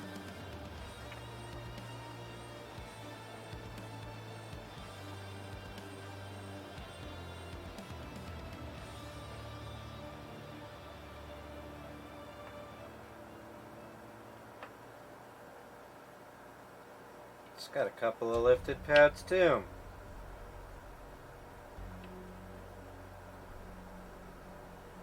So I'll bridge those two together with a chunk of solder.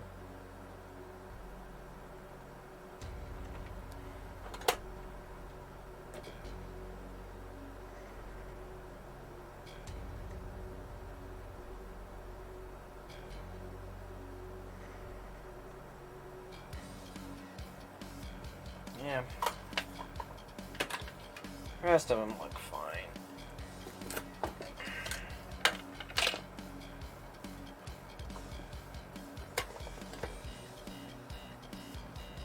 Down to the 100 millivolts peak to peak.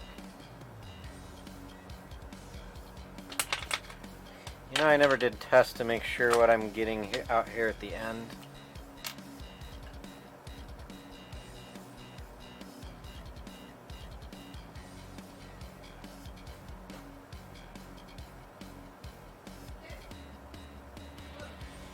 About 100 millivolts peak to peak. There's a lot of noise on it. That's fine. We're all fine. It'll be fine.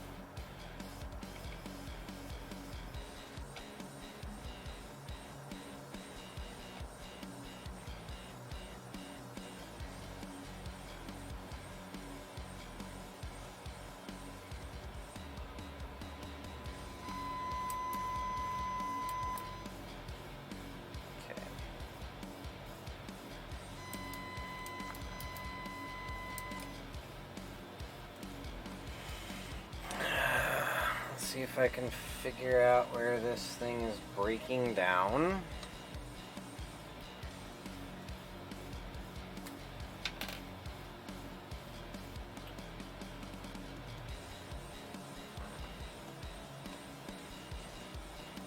Okay, getting the signal in there.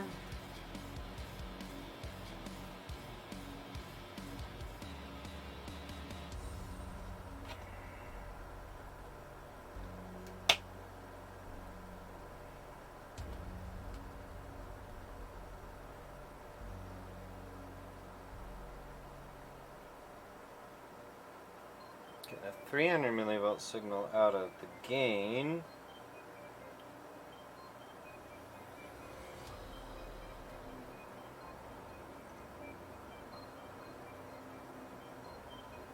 Okay, I'm losing it between the gain. Well, the volume might not be directly in the audio path.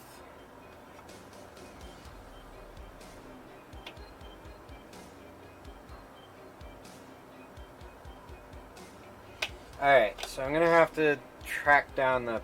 We're going to have to try to draw out the circuit diagram of this board, so I can try and see the audio path.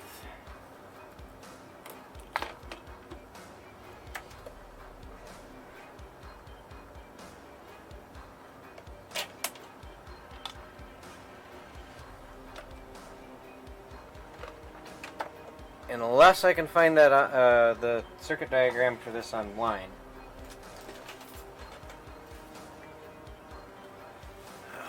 Since I'm having encoding problems, let me fire up the other computer.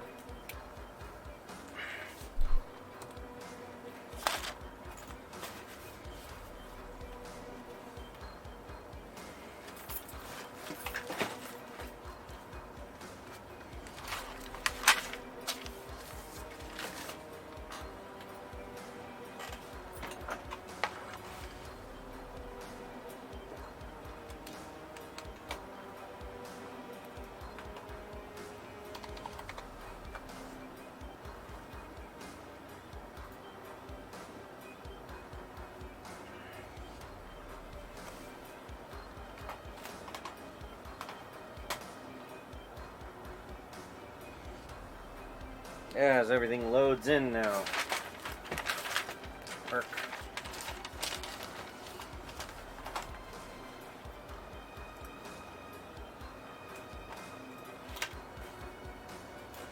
Let's see.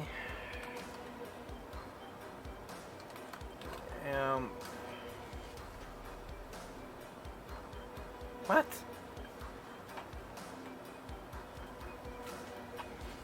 What?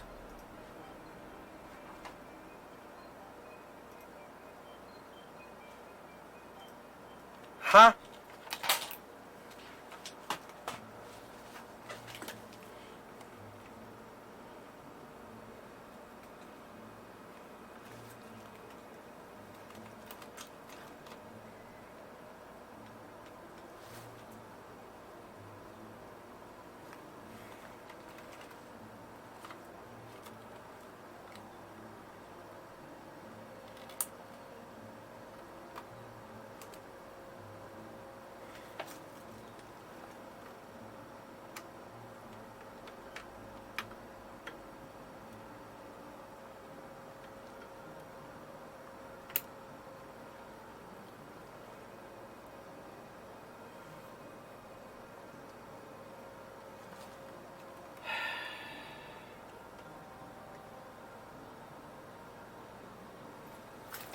Oh, maybe I'll be playing Fallout 76 later.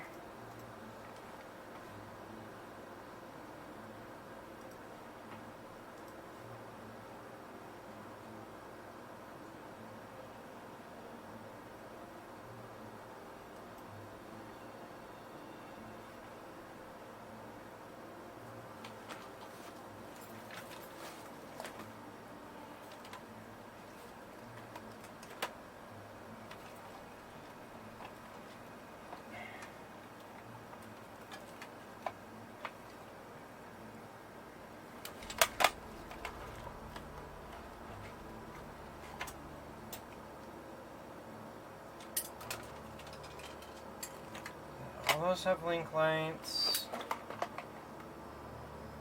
3 is not there.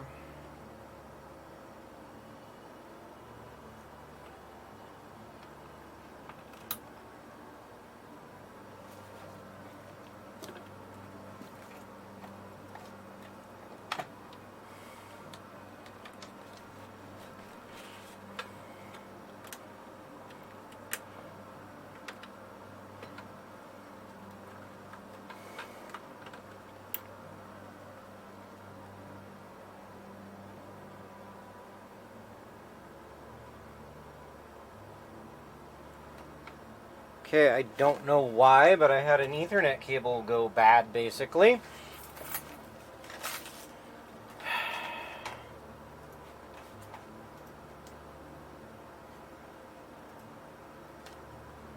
Where'd my map keyboard go?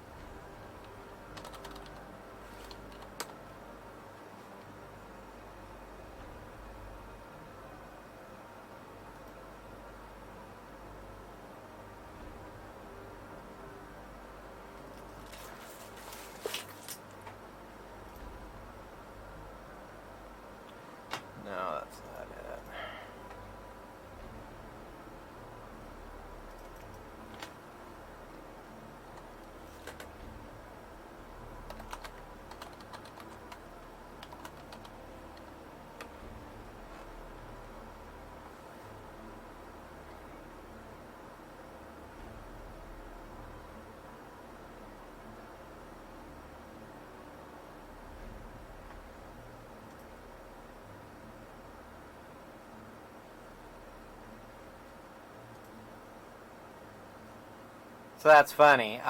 Basically, the Behringer rebranded this as their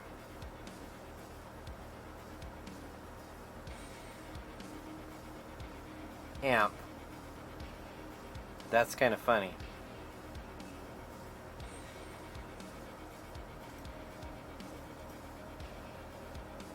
Whoa! I don't know what just happened, but my whole computer just like froze.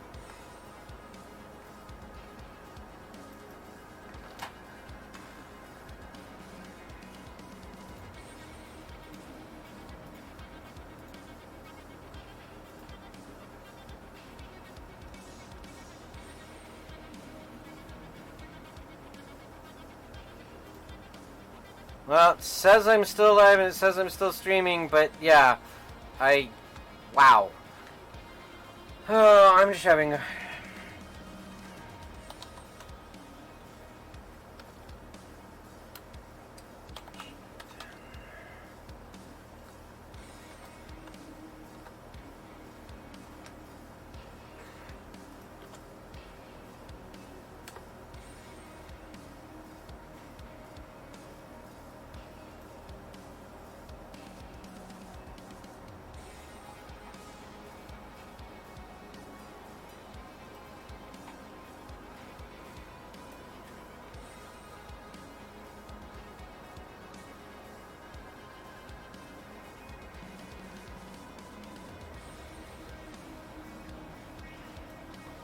Okay.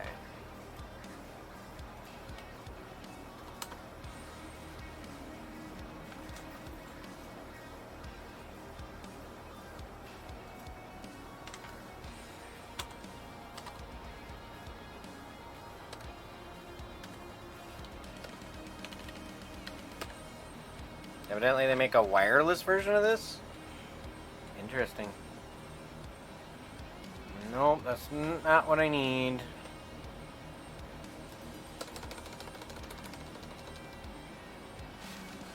So, let's try the...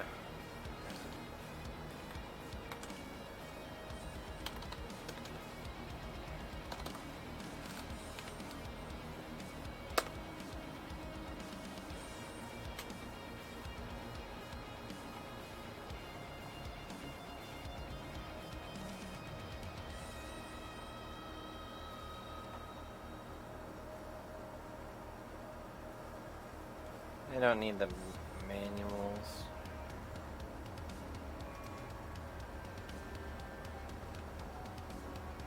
Yeah, see?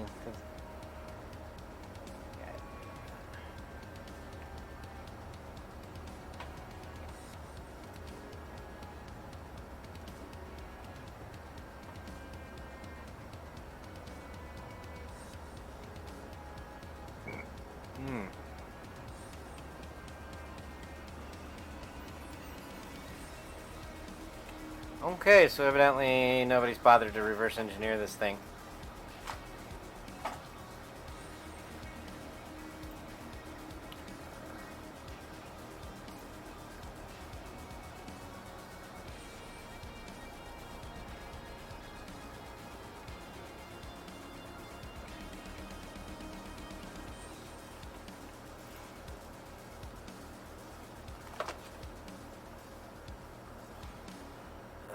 So you guys will get to see a little bit of reverse engineering. Yay. Always a joy for electronics.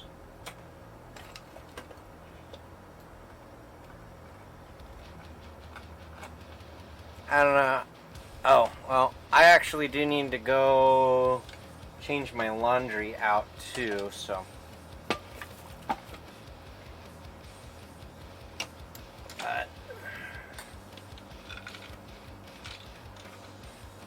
When I come back,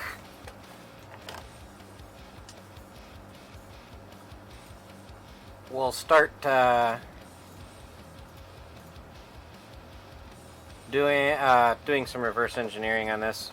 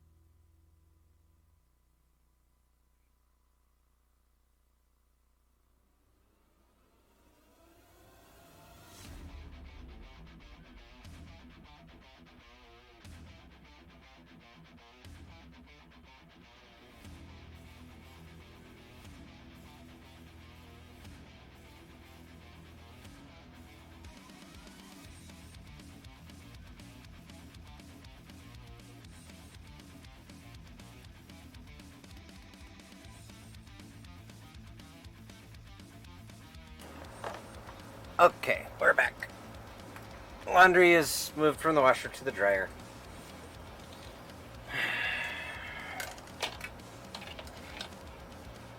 Okay.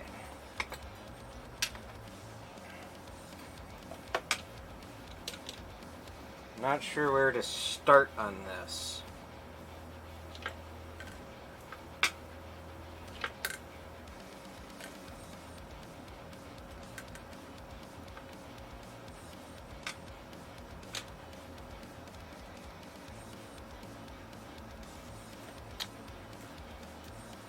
Where's my notepad? Go.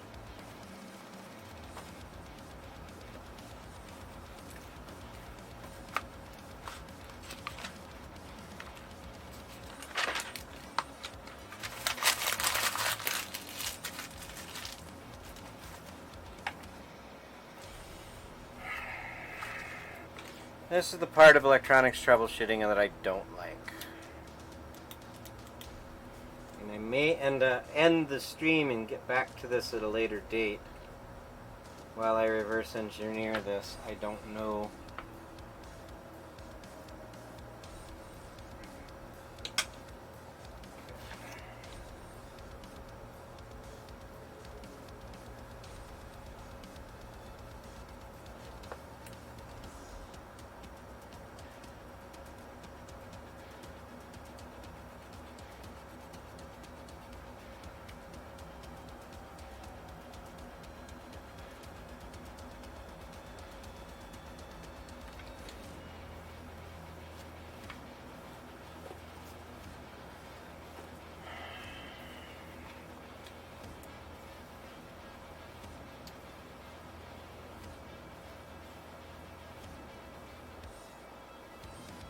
Start plus 15 volts,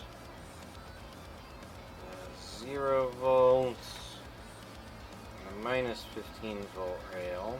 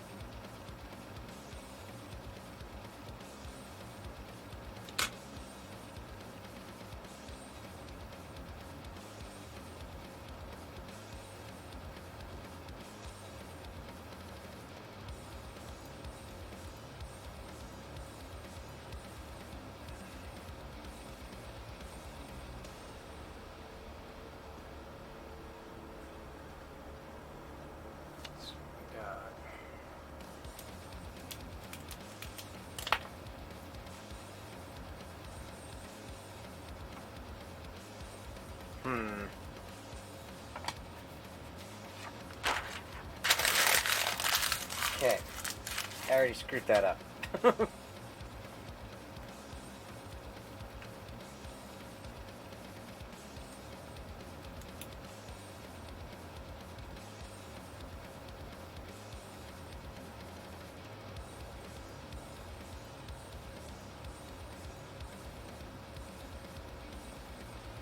Goes to those caps.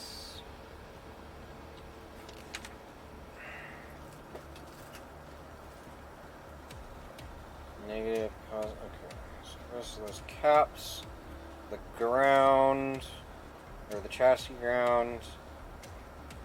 That's a jumper link. That's a jumper link, and that's a jumper link. Goes to a resistor. Goes to that. Goes to a capacitor. Yeah, a capacitor. And then some diodes.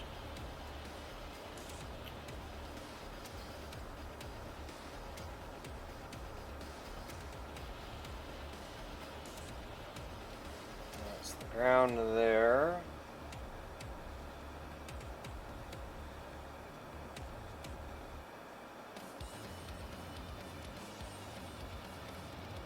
In the center.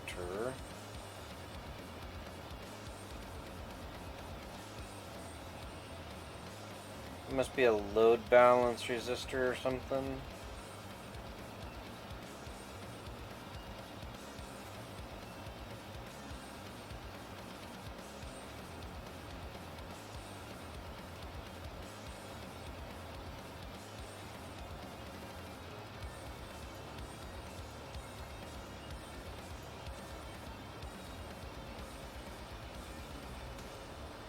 So if I arm it.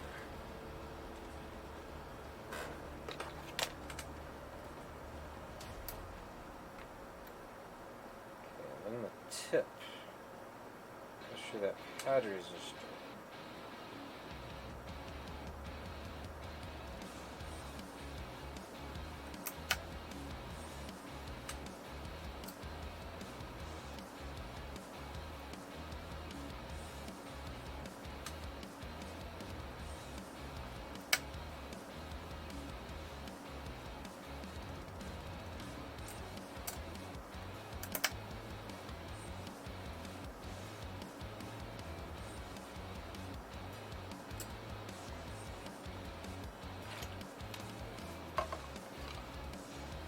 Only partially inserted.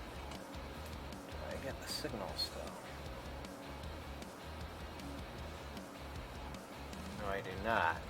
Only partially inserted.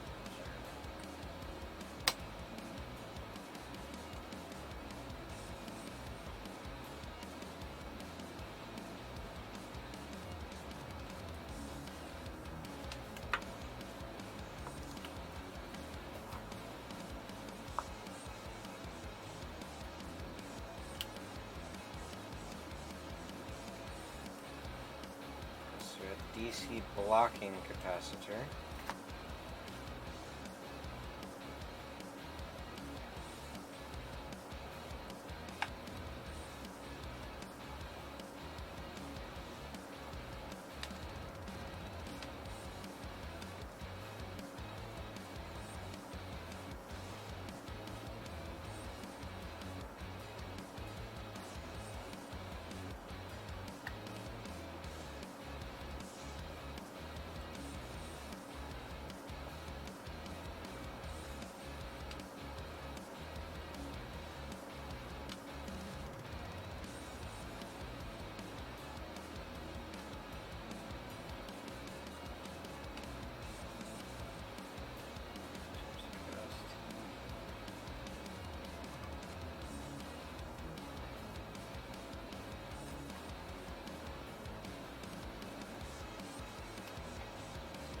The signal should be there.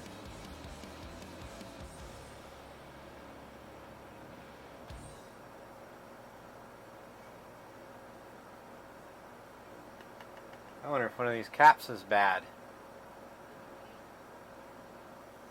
I have the signal there.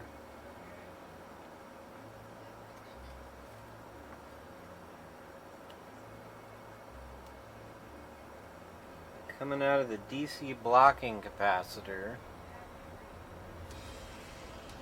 I still have it. Okay, I still have it there.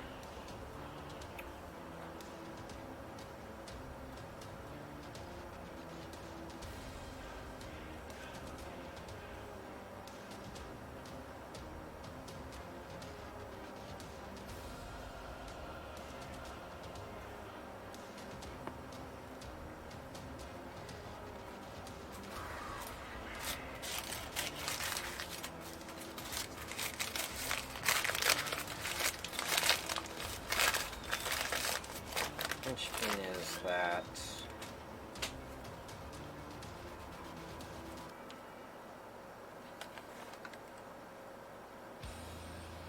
it'll be coming out pin 7.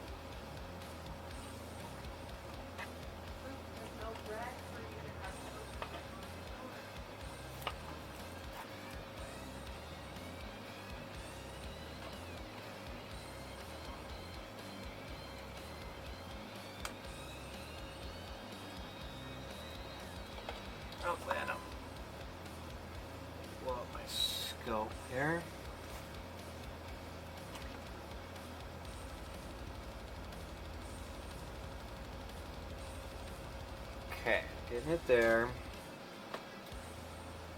Which means I should get it on pin 5.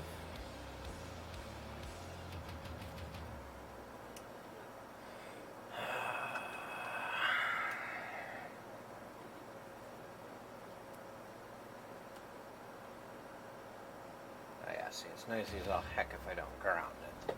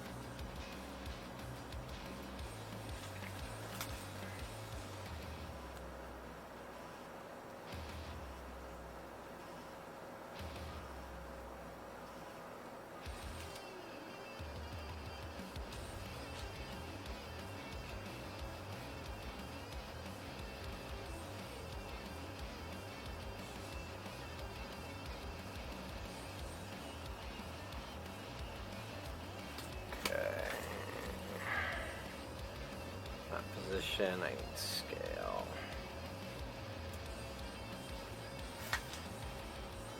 Let's go into 500 millimeter range.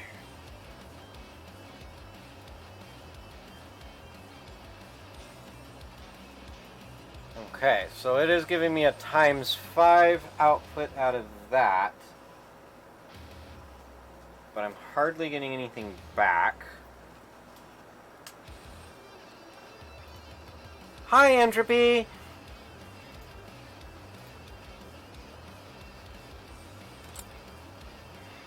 So, what I've got is it's really low. I'll try to see if I can show it to you here. Let's stop the music. I'm feeding a 1 kilohertz tone at roughly 100 millivolts peak to peak, which your average guitar will peak out at about 200 volts peak to peak, but typical playing's around 100, so I figure 100's a nice, good, decent thing. But I've got the gain maxed out and the volume maxed out, and I can barely hear it. Now if I kick on the overdrive,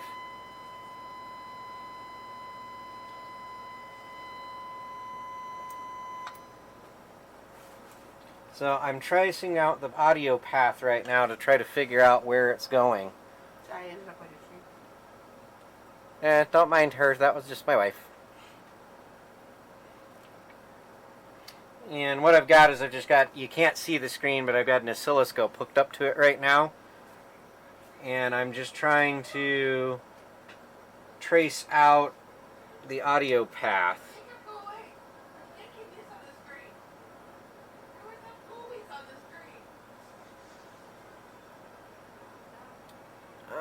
Let's see, and where did it go? Okay, so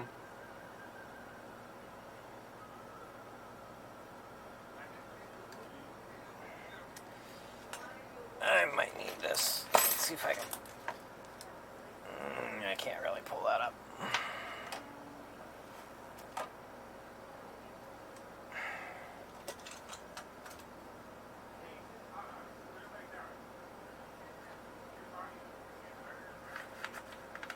The heat sink's getting rather warm for the amp, or for the amplifier circuit chip, so I'm trying to actively cool it here because it's supposed to have all the metal of the chassis to cool it off. Okay, so that's VCC. That is out. So this should be my signal out, which I'm getting a 500 millivolt signal roughly. So we're getting about, this op amp is timesing it by 5.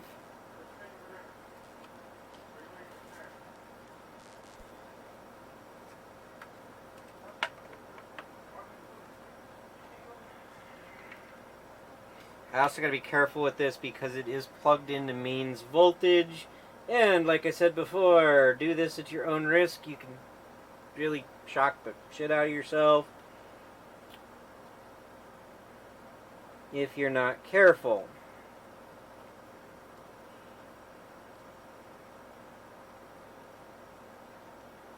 Alright, so there's that. So on this side, alright, so that's another DC blocking capacitor.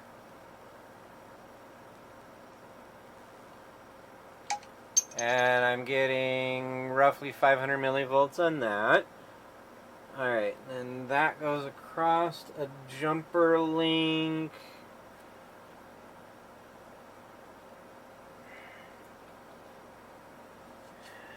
Over to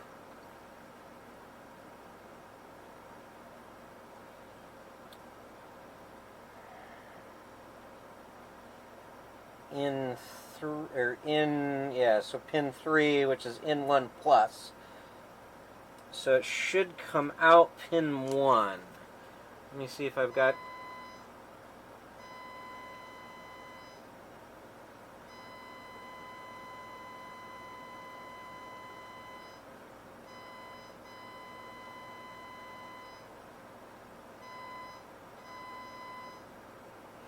I have a bad op amp.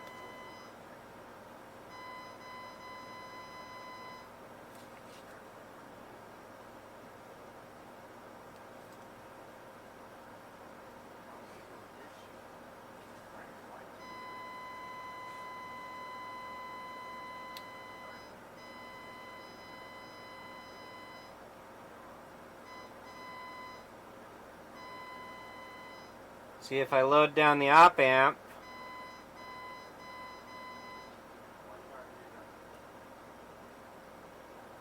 So that goes into this switch structure,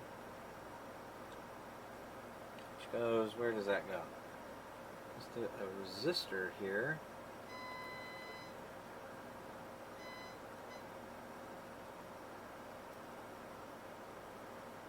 What's that other thing? That's another resistor.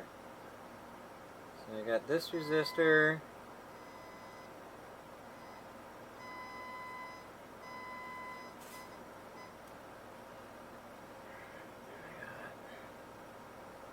That resistor.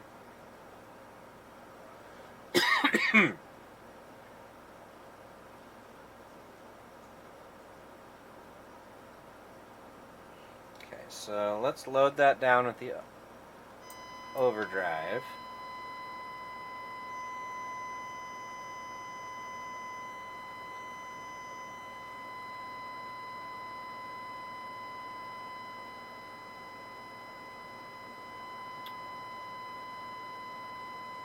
See if I've got input on the other op amp.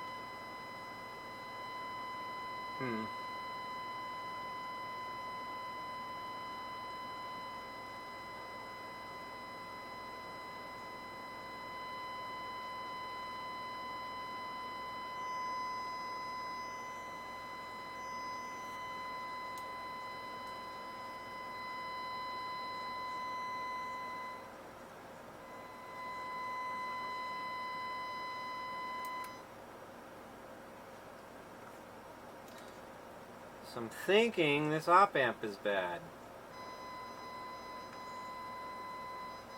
Or a load capacitor or something on it is bad because I load it and it comes back.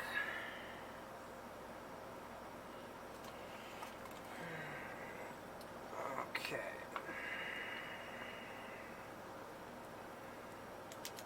Let's try to see what it's doing here. Okay.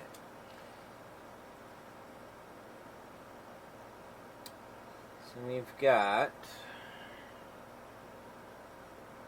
the output goes to that resistor and that capacitor. Okay. So now I kind of know where it goes. So it goes to that capacitor, which comes to here, which...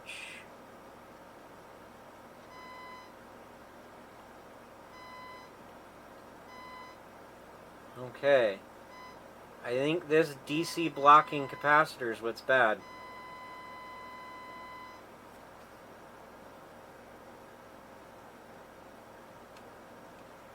Okay.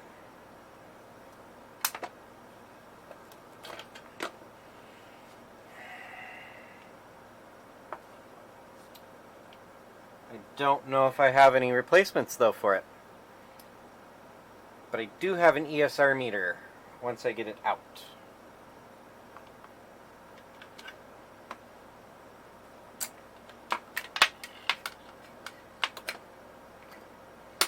And you know, personally, this is more a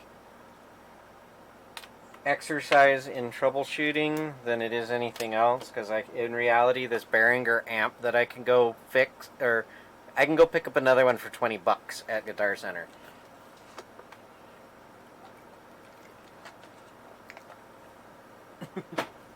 So it's more the principle of the thing. Alright, so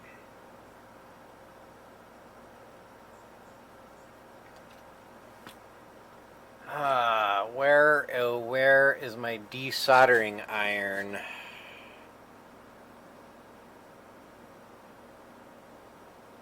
I haven't used it in a little while and I don't know where it is. So I might just have to resort to solder wick.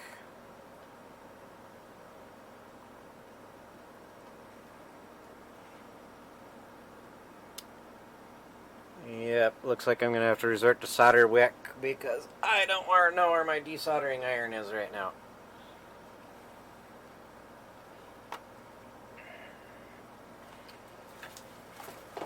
Oh, while I'm at it, I need to grab my ESR meter too.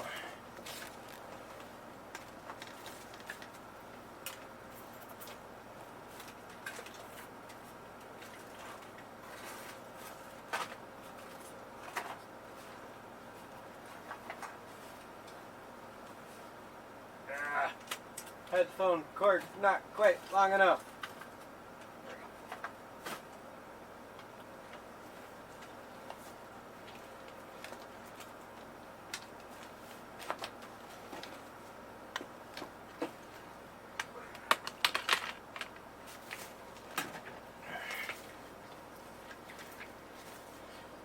Okay.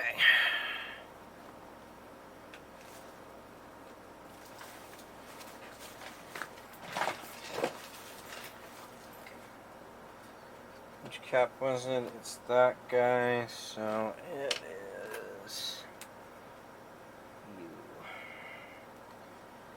Those two spots.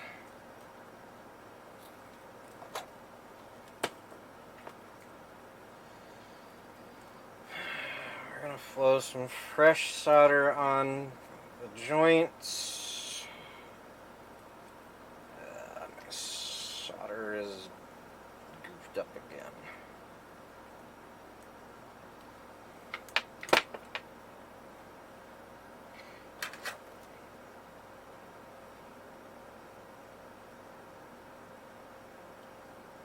Flow a little fresh solder on there.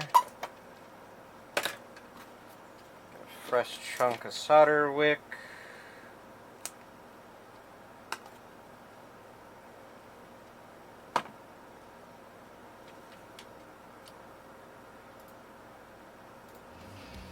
Start music back up so it's not the sound of the fans running in my office.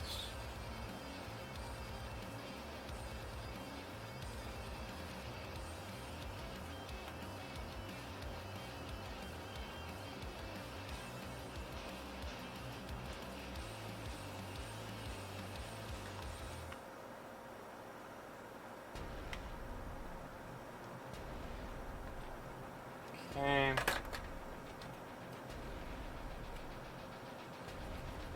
That came out relatively cleanly.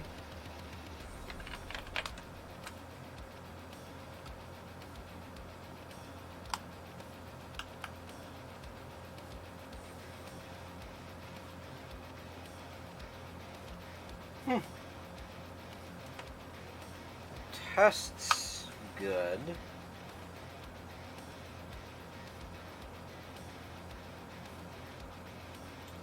$104, yeah.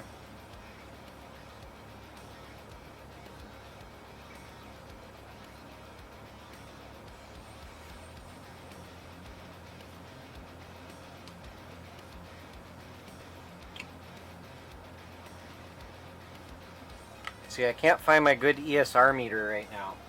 All I can find is this one. Because I don't think this does ESR, does it? Oh, this does ESR. Okay.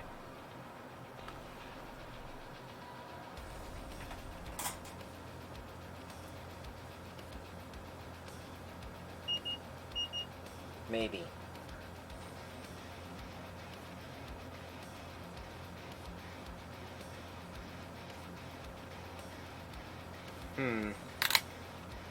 No, that doesn't do ESR. It just does regular capacitance. But I know I don't have any of those right now.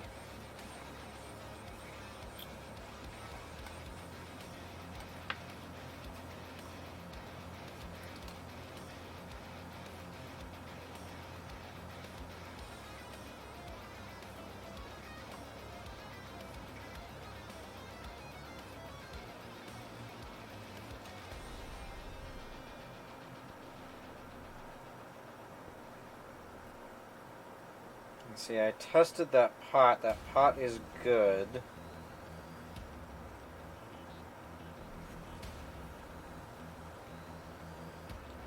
From there, where does it go?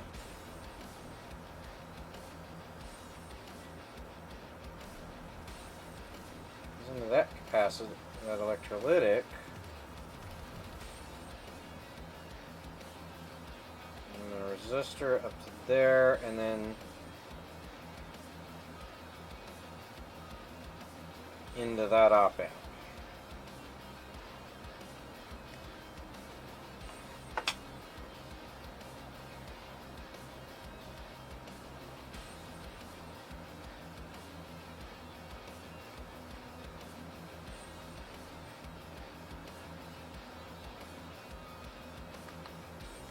See, I thought this thing tested ESR as well as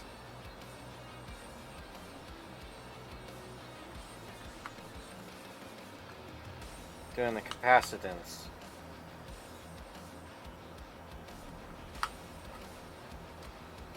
But it don't.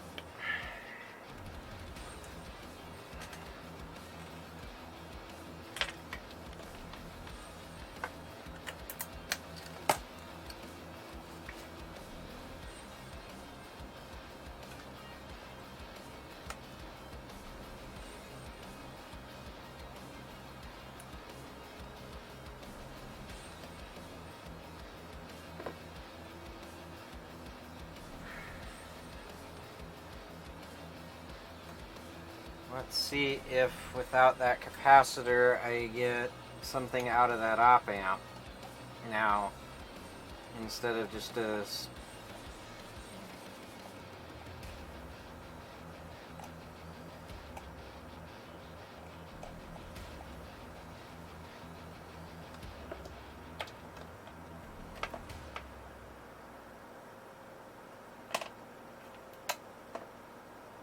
Okay, well, that's a good sign. That is a capacitor in the audio path because I don't have anything coming out of the speaker now.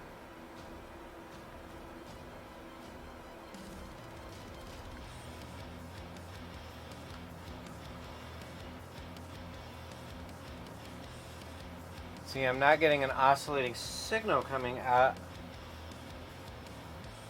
that side of the op amp.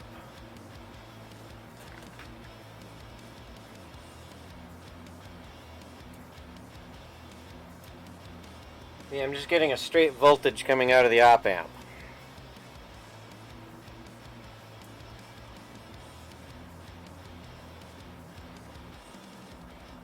So I have a bad op amp. I'm going to say it's a bad op amp, which I know I don't have any of those. I don't have any of the speakers or the capacitors right now either. So I'm going to have to make an order for replacement parts on this. So this is going to have to be a to be continued stream.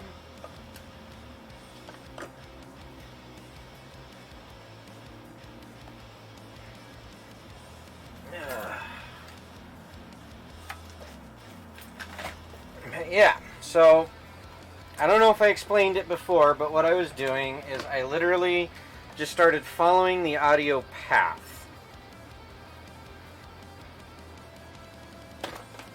from the connector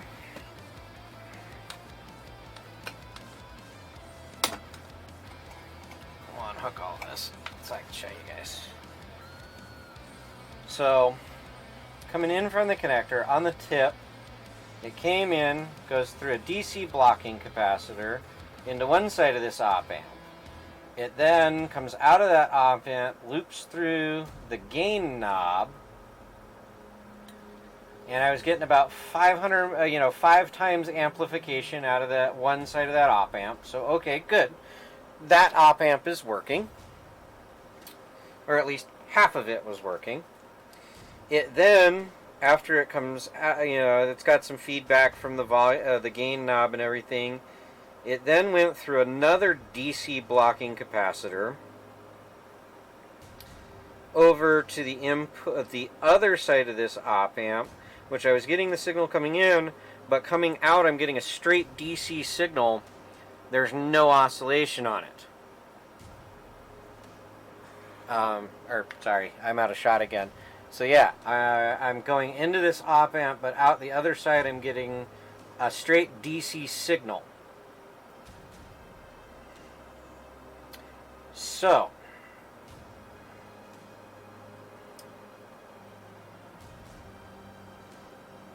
and see what that does. I've got the so it comes into that op amp, it comes out of here. There's a feedback resistor that feeds back to the other side of the op amp. And then it also goes to this overdrive circuit, which is just a switch that switches in and out some diodes and some resistors to add extra resistance to the okay, actually, excuse me. They stacked 2 Zener diodes in opposite directions, probably for the voltage drop, if anything else. And then it goes through a resistor, and then that resistor becomes part of a voltage divider for the feedback circuit. And then what the overdrive does is when you press the overdrive in, it bypasses that resistor and hooks the diodes directly to the voltage divider, thus wiping out half the voltage divider. And then that signal goes through another DC blocking cap down to the volume control knob before going through another capacitor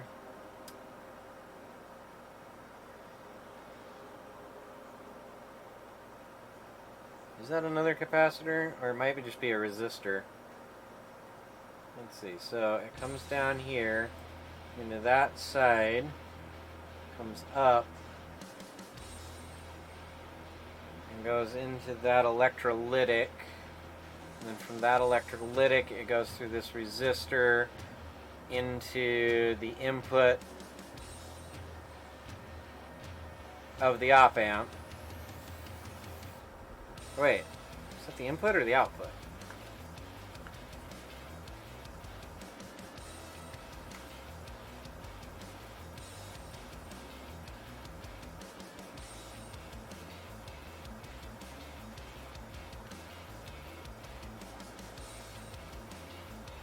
So it goes to there. That wiper, half of that pot is hooked directly to ground.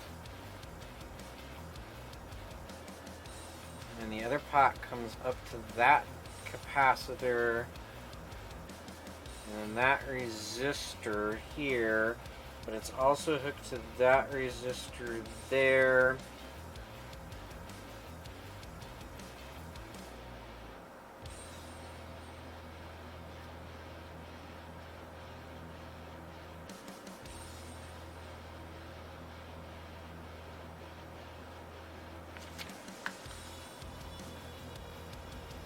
How? What? Okay, this is being weird.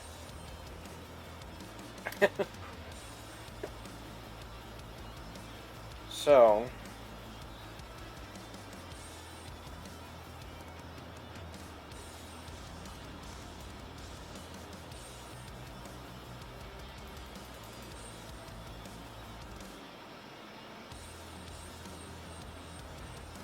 okay, so alright, so it's into in input 2, okay, and then okay, so they're using this op amp in the opposite inverted direction. That's why it's being weird for me.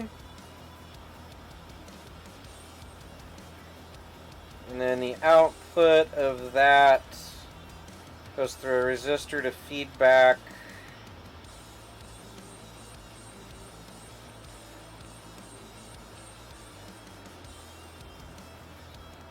To the input, but it also goes to, what is that? A little jumper link. Is that a little jumper link?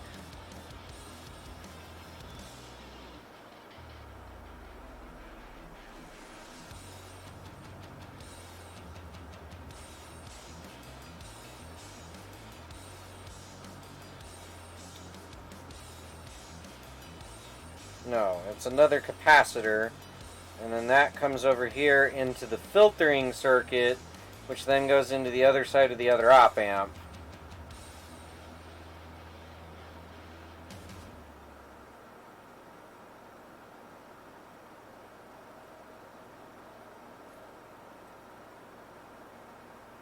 Okay, so yeah, I need to get a new op amp on order. Maybe some new capacitors on order is what this comes down to.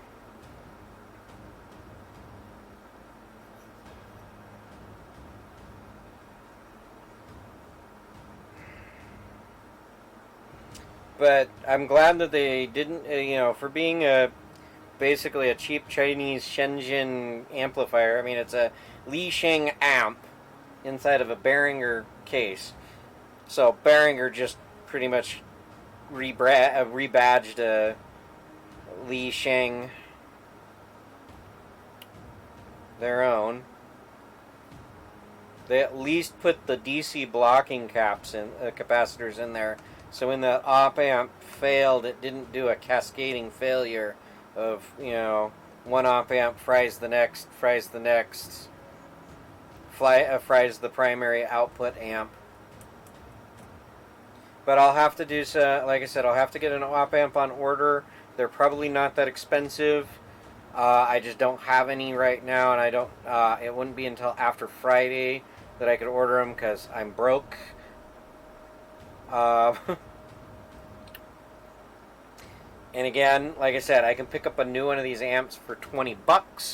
So if all the parts turn out to cost more than $20, I may not repair it. And I'll let you know.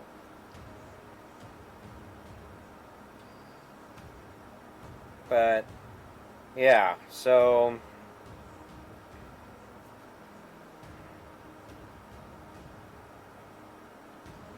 But I doubt a couple of op amps and some capacitors are going to cost me more than $20. They might after shipping, we'll see.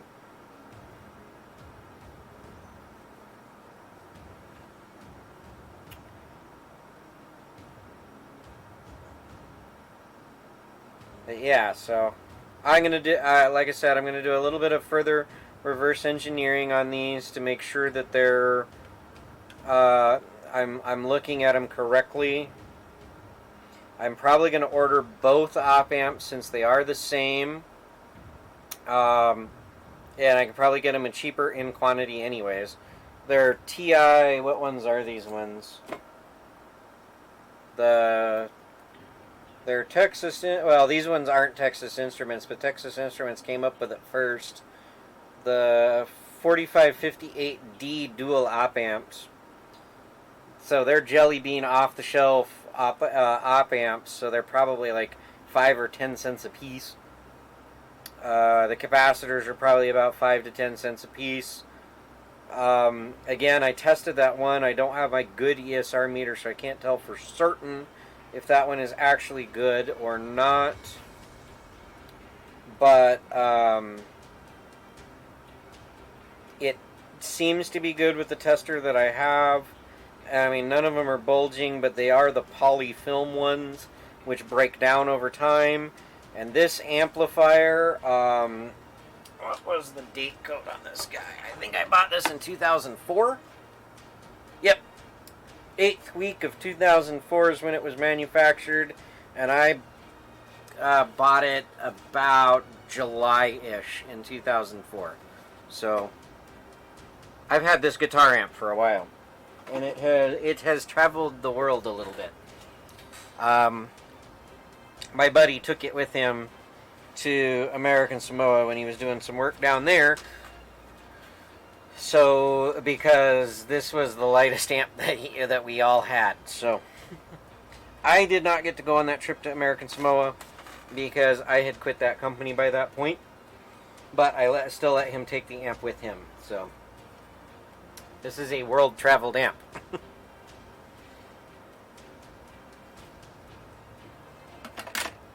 But anyways, I will have to, like I said, make a list of parts. The electrolytics look fine. I am going to replace the op amps. Filter caps, maybe? There's a mistake on their silk screen. They forgot to number one of the caps. They have it as CX, which means they forgot to designate it in their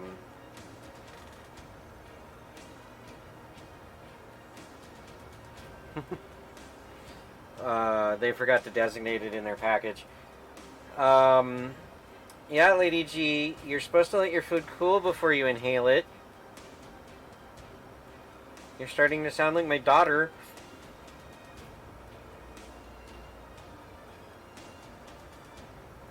Alright, I'm going to put that in that tub of parts. It's got all the screws and knobs and everything in it so I don't lose them. Put the lid on that. Hey, if you know anybody that needs Tupperware, let me know. My wife sells it. We'll figure out the shipping. I don't know about international shipping yet, but we'll figure it out.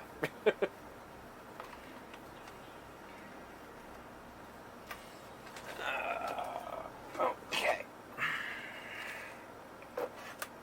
Yeah, and since you were late showing up, Entropy, I'll show you this. This is that's the case that it comes into. It's a little, like I said, it's a rebadged Lieshing. I didn't, Behringer just put their own little stickers and stuff on it. But, you know what? I got it free when I bought the $100 guitar, so I can't complain at this thing for working for 15 years.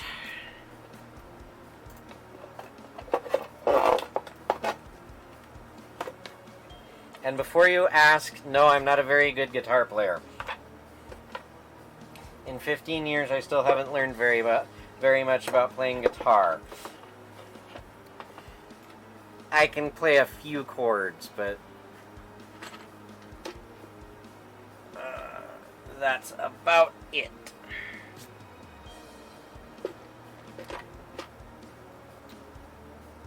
Oh, I was going to jot down.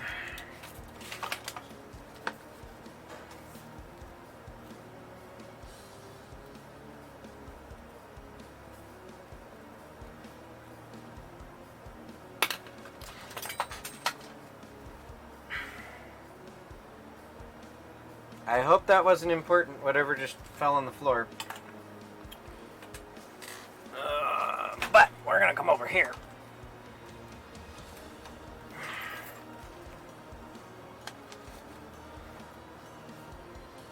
We are going to switch to the other computer just for S and G.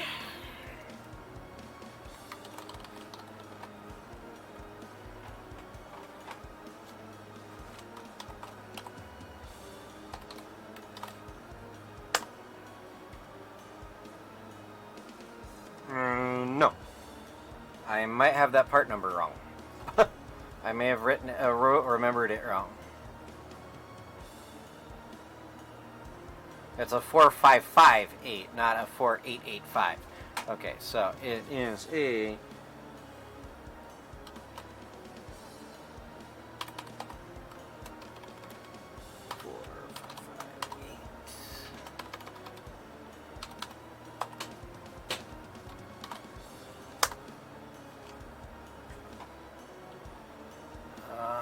I need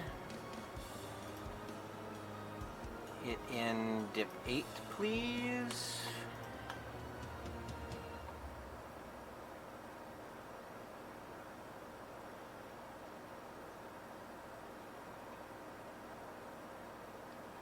Oh, they're a little more expensive than I thought.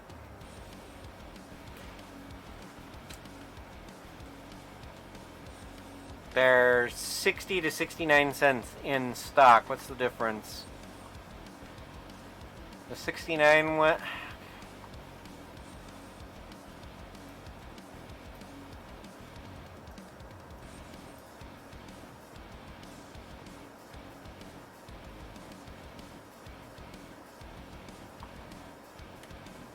That might be the one that I have. I don't know. I will have to try to pull more numbers off of those guys to get the exact one.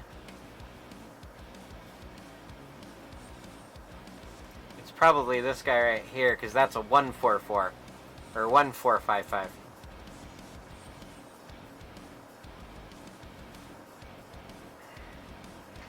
Of course it is. It's the more expensive one.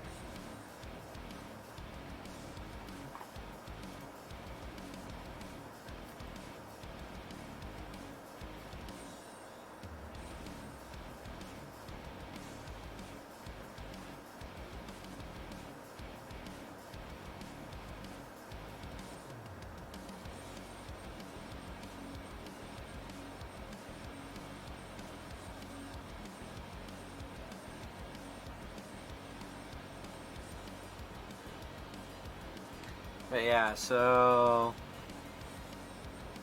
yeah, V minus is 4, which matches up with the one I've got.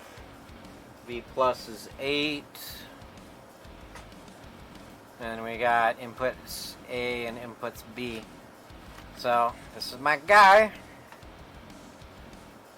Hey Hillbilly, you missed most of the stream. I've already figured out the problem, but I need to order parts. So, hang on a second. I am going to go back to here. Because I don't need you guys seeing my address as I log into Mauser. Oh, they fixed that. It doesn't...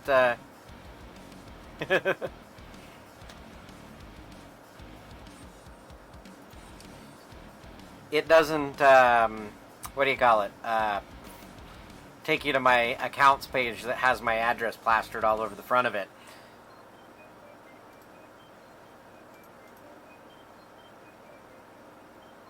New project. Amp prepare. Quantity 2. Add to project. Alrighty.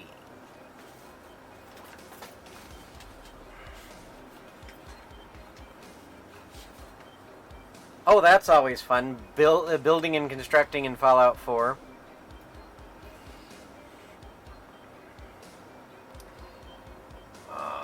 Let's see what... Oh, products. Yeah, and you're always welcome to lurk. I don't mind. Heck, even if Lady G was the only one watching, I'd still stream.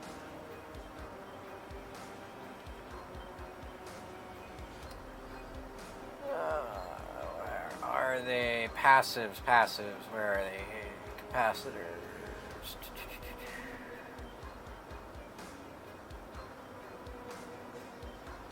Capacitor, hardware, ceramics, feed through. I believe those are polymer capacitors. No, they are not polymer capacitors. They're not.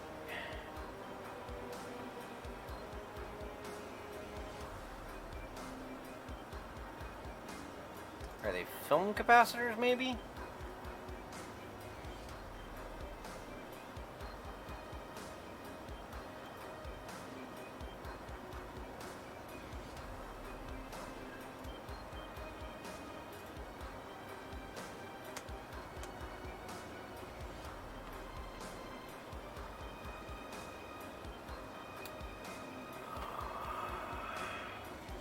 I think they're polyester.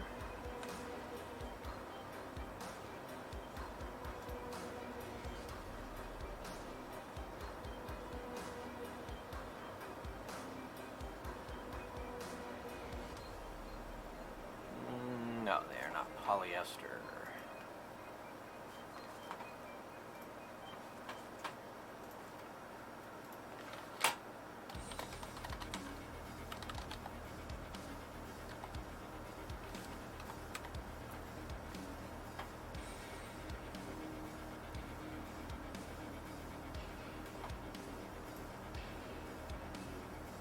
I forget what type of capacitor these things are.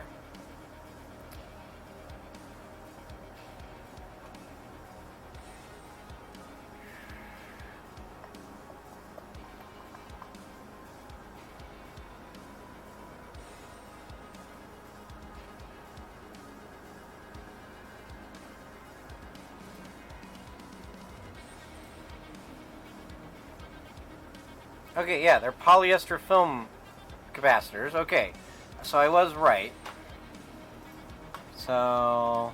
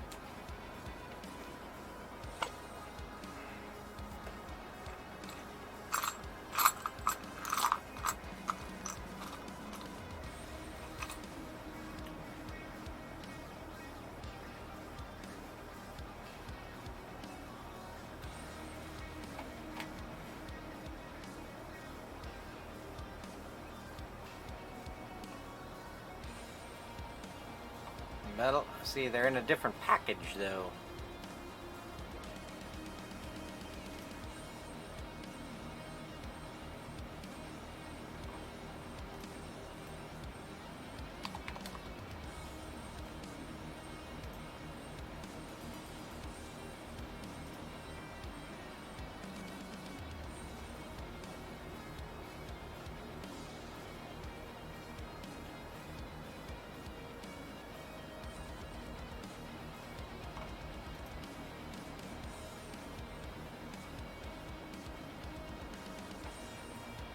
Narrow it down even further.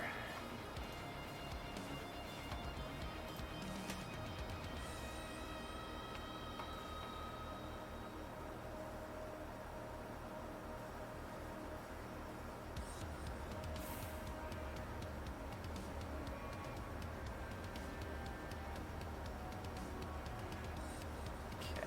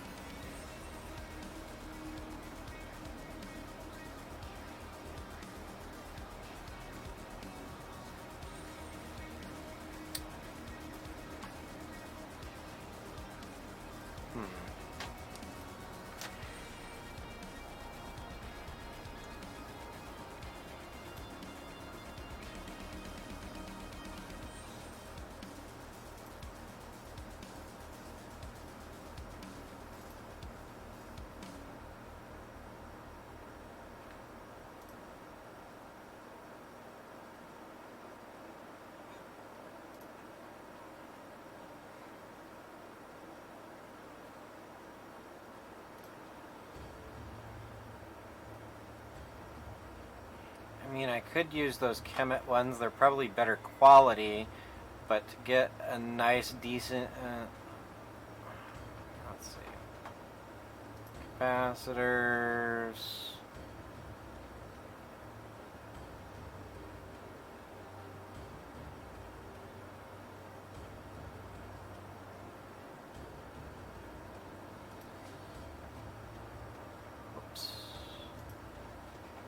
Film capacitors.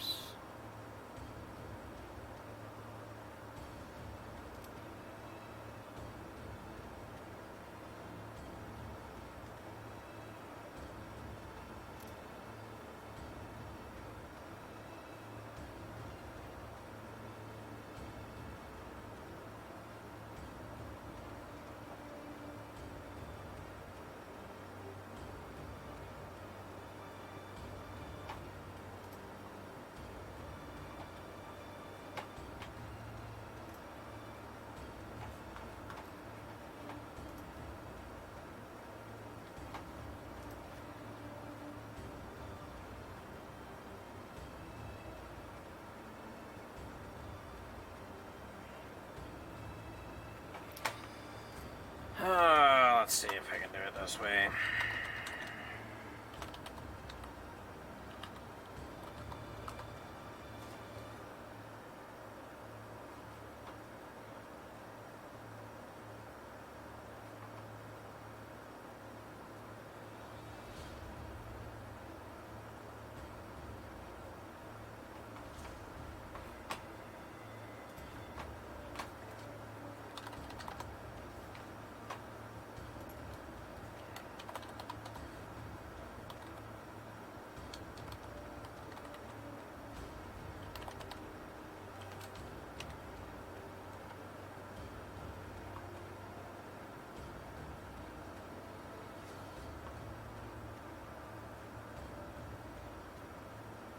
Mylar polyester, okay.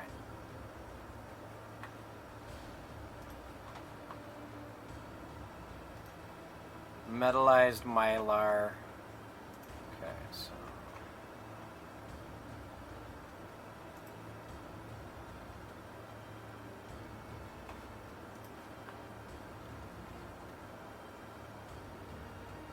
Gotta reset my thing here. Capacitors, film capacitors,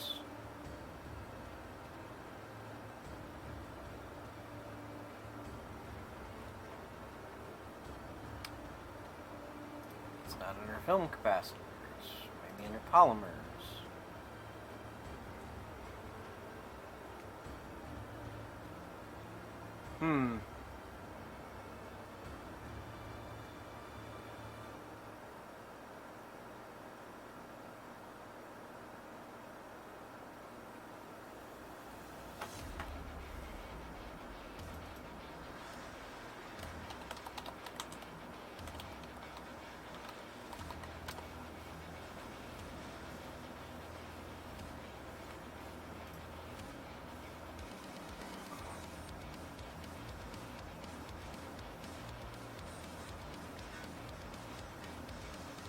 See, all they carry, and they don't even stock them.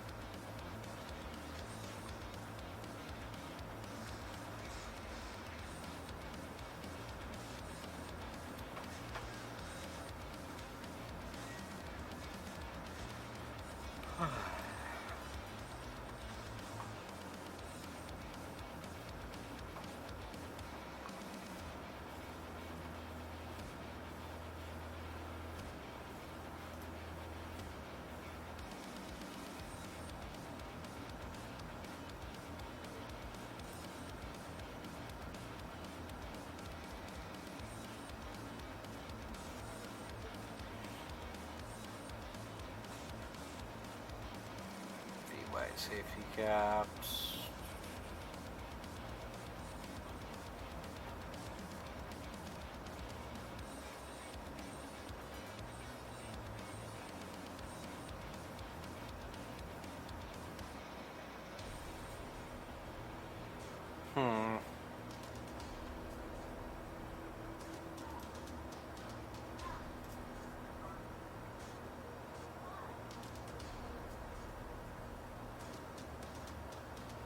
Car caps, humidity caps. Is that it right there? No, that is not what I'm looking for.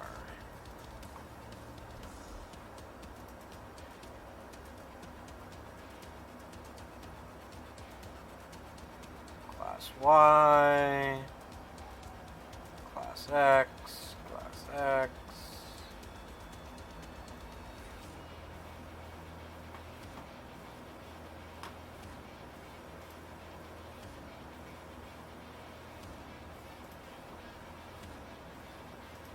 Okay, I guess I have to remove that first. So I know it's a film capacitor. Dielectric is going to be polyester.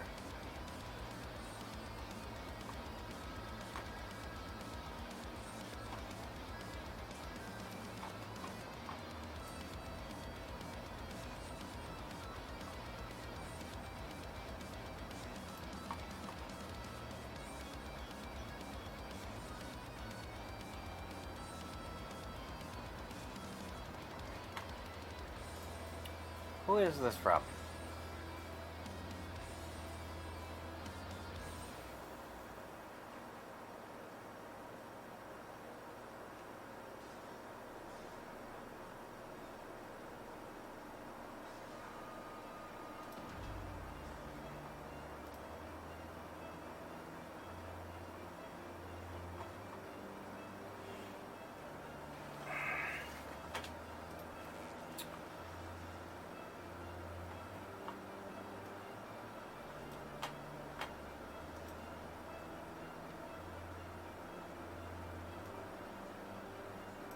To the even cell Hitachi capacitors.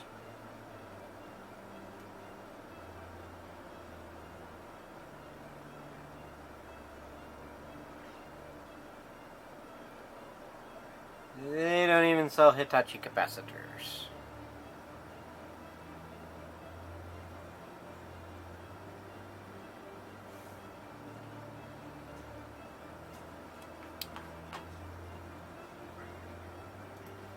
Okay then.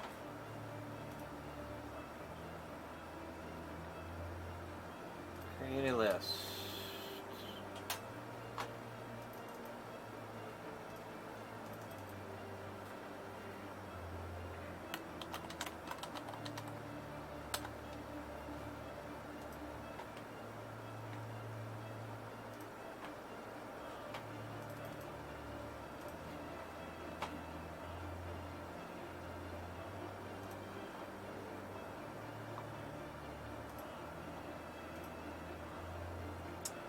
The 4558D.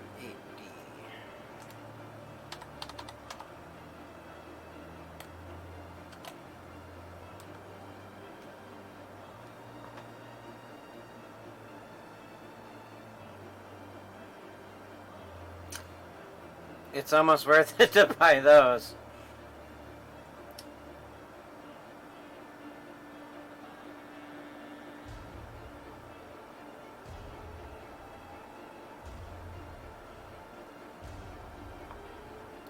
But I don't know that brand. Oh, and it's they're LM358s anyways. So you are it, my friend.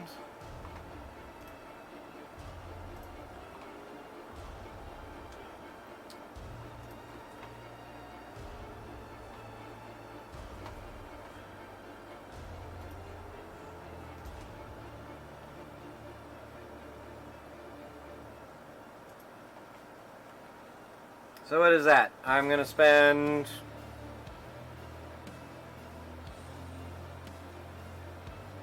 well, about 20 bucks. But I'm only gonna use one of those, two of those out of the $8, so. And I'm probably only gonna use half a dozen of these capacitors, so.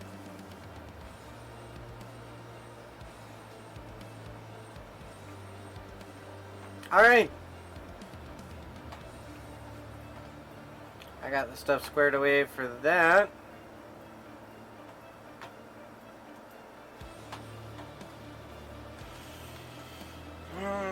Well, I would like to thank you all for streaming, or stopping by my stream for that. Now I am actually debating on stopping this stream and starting a different one, or I don't know. Because, yeah, we found the problem. We now know the problem is an op amp, but I want to get those capacitors just in case.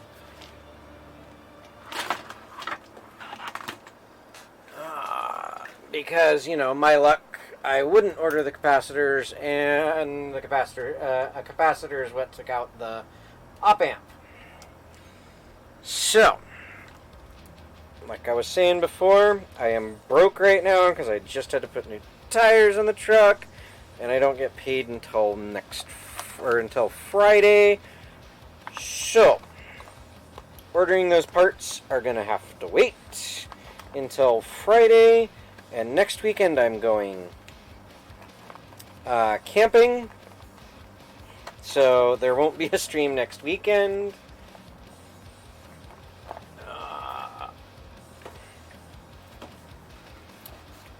Hillbilly, there's a reason I have Epic, and one reason only that I have Epic. Oh, lovely.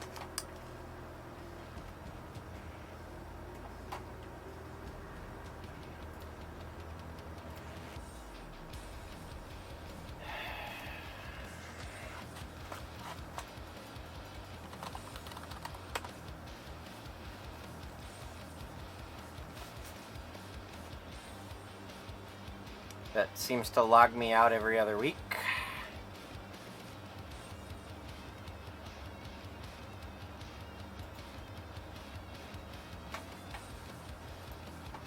This game, right here. That's the whole reason I have the Epic Launcher. That's the only reason I have the Epic Launcher. Now, you'll see I have all these other games in here because they've been giving them away for free, and I figure, why the hell not? Since they're giving them away for free. But this is the only game that I use.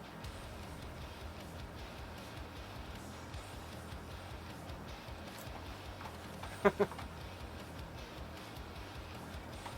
then, of course, I got the Bethesda launcher, which probably logged me out again, because it always logs me out.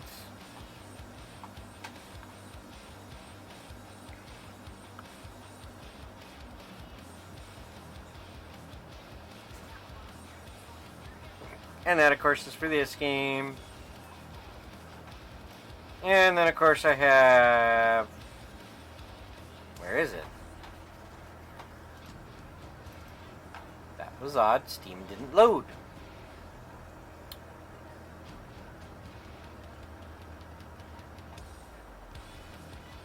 Whoa.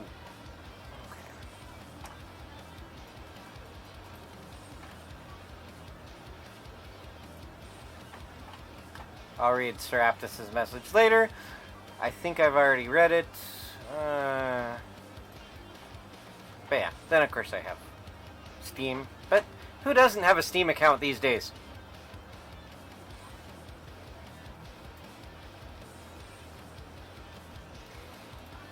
Yeah, well, you see what Windows this is.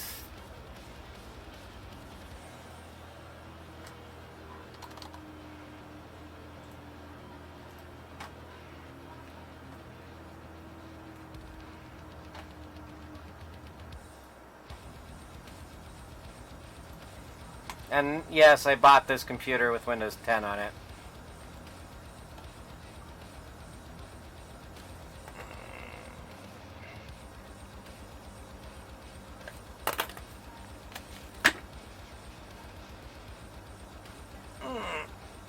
Oh. But anyways, I'm going to stop the stream for a little bit. I am going to go figure out what I want to eat for lunch.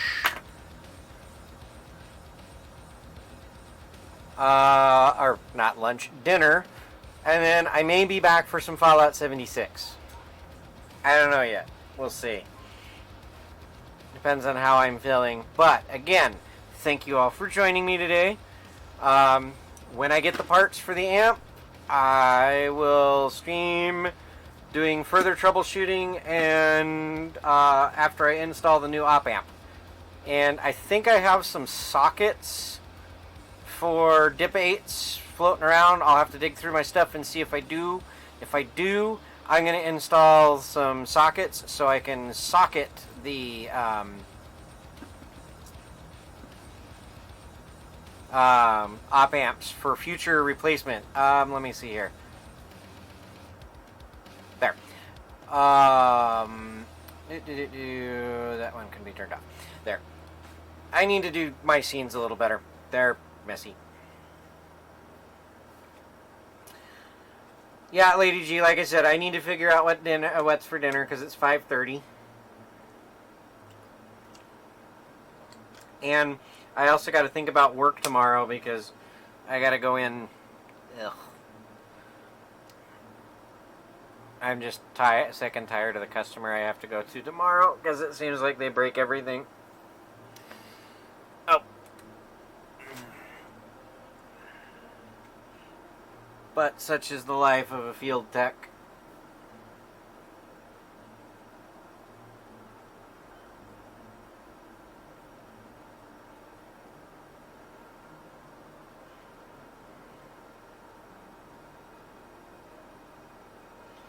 Oh, of course, you're always bugging him on Discord, Hillbilly. Which reminds me, if you guys, if any of you want, let's see, can I do it?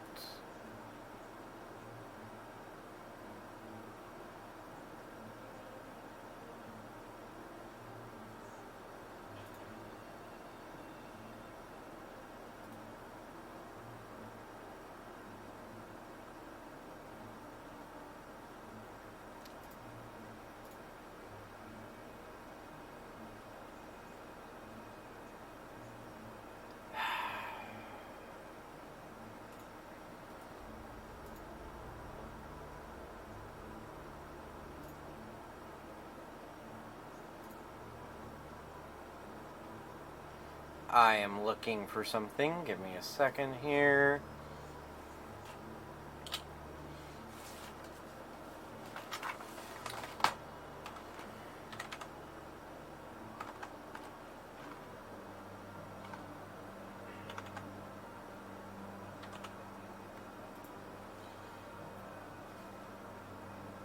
Gotta be quick. Gotta be quick. Okay, good.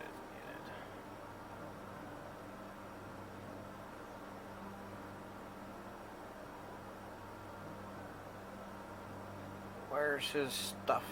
Did he remove all his...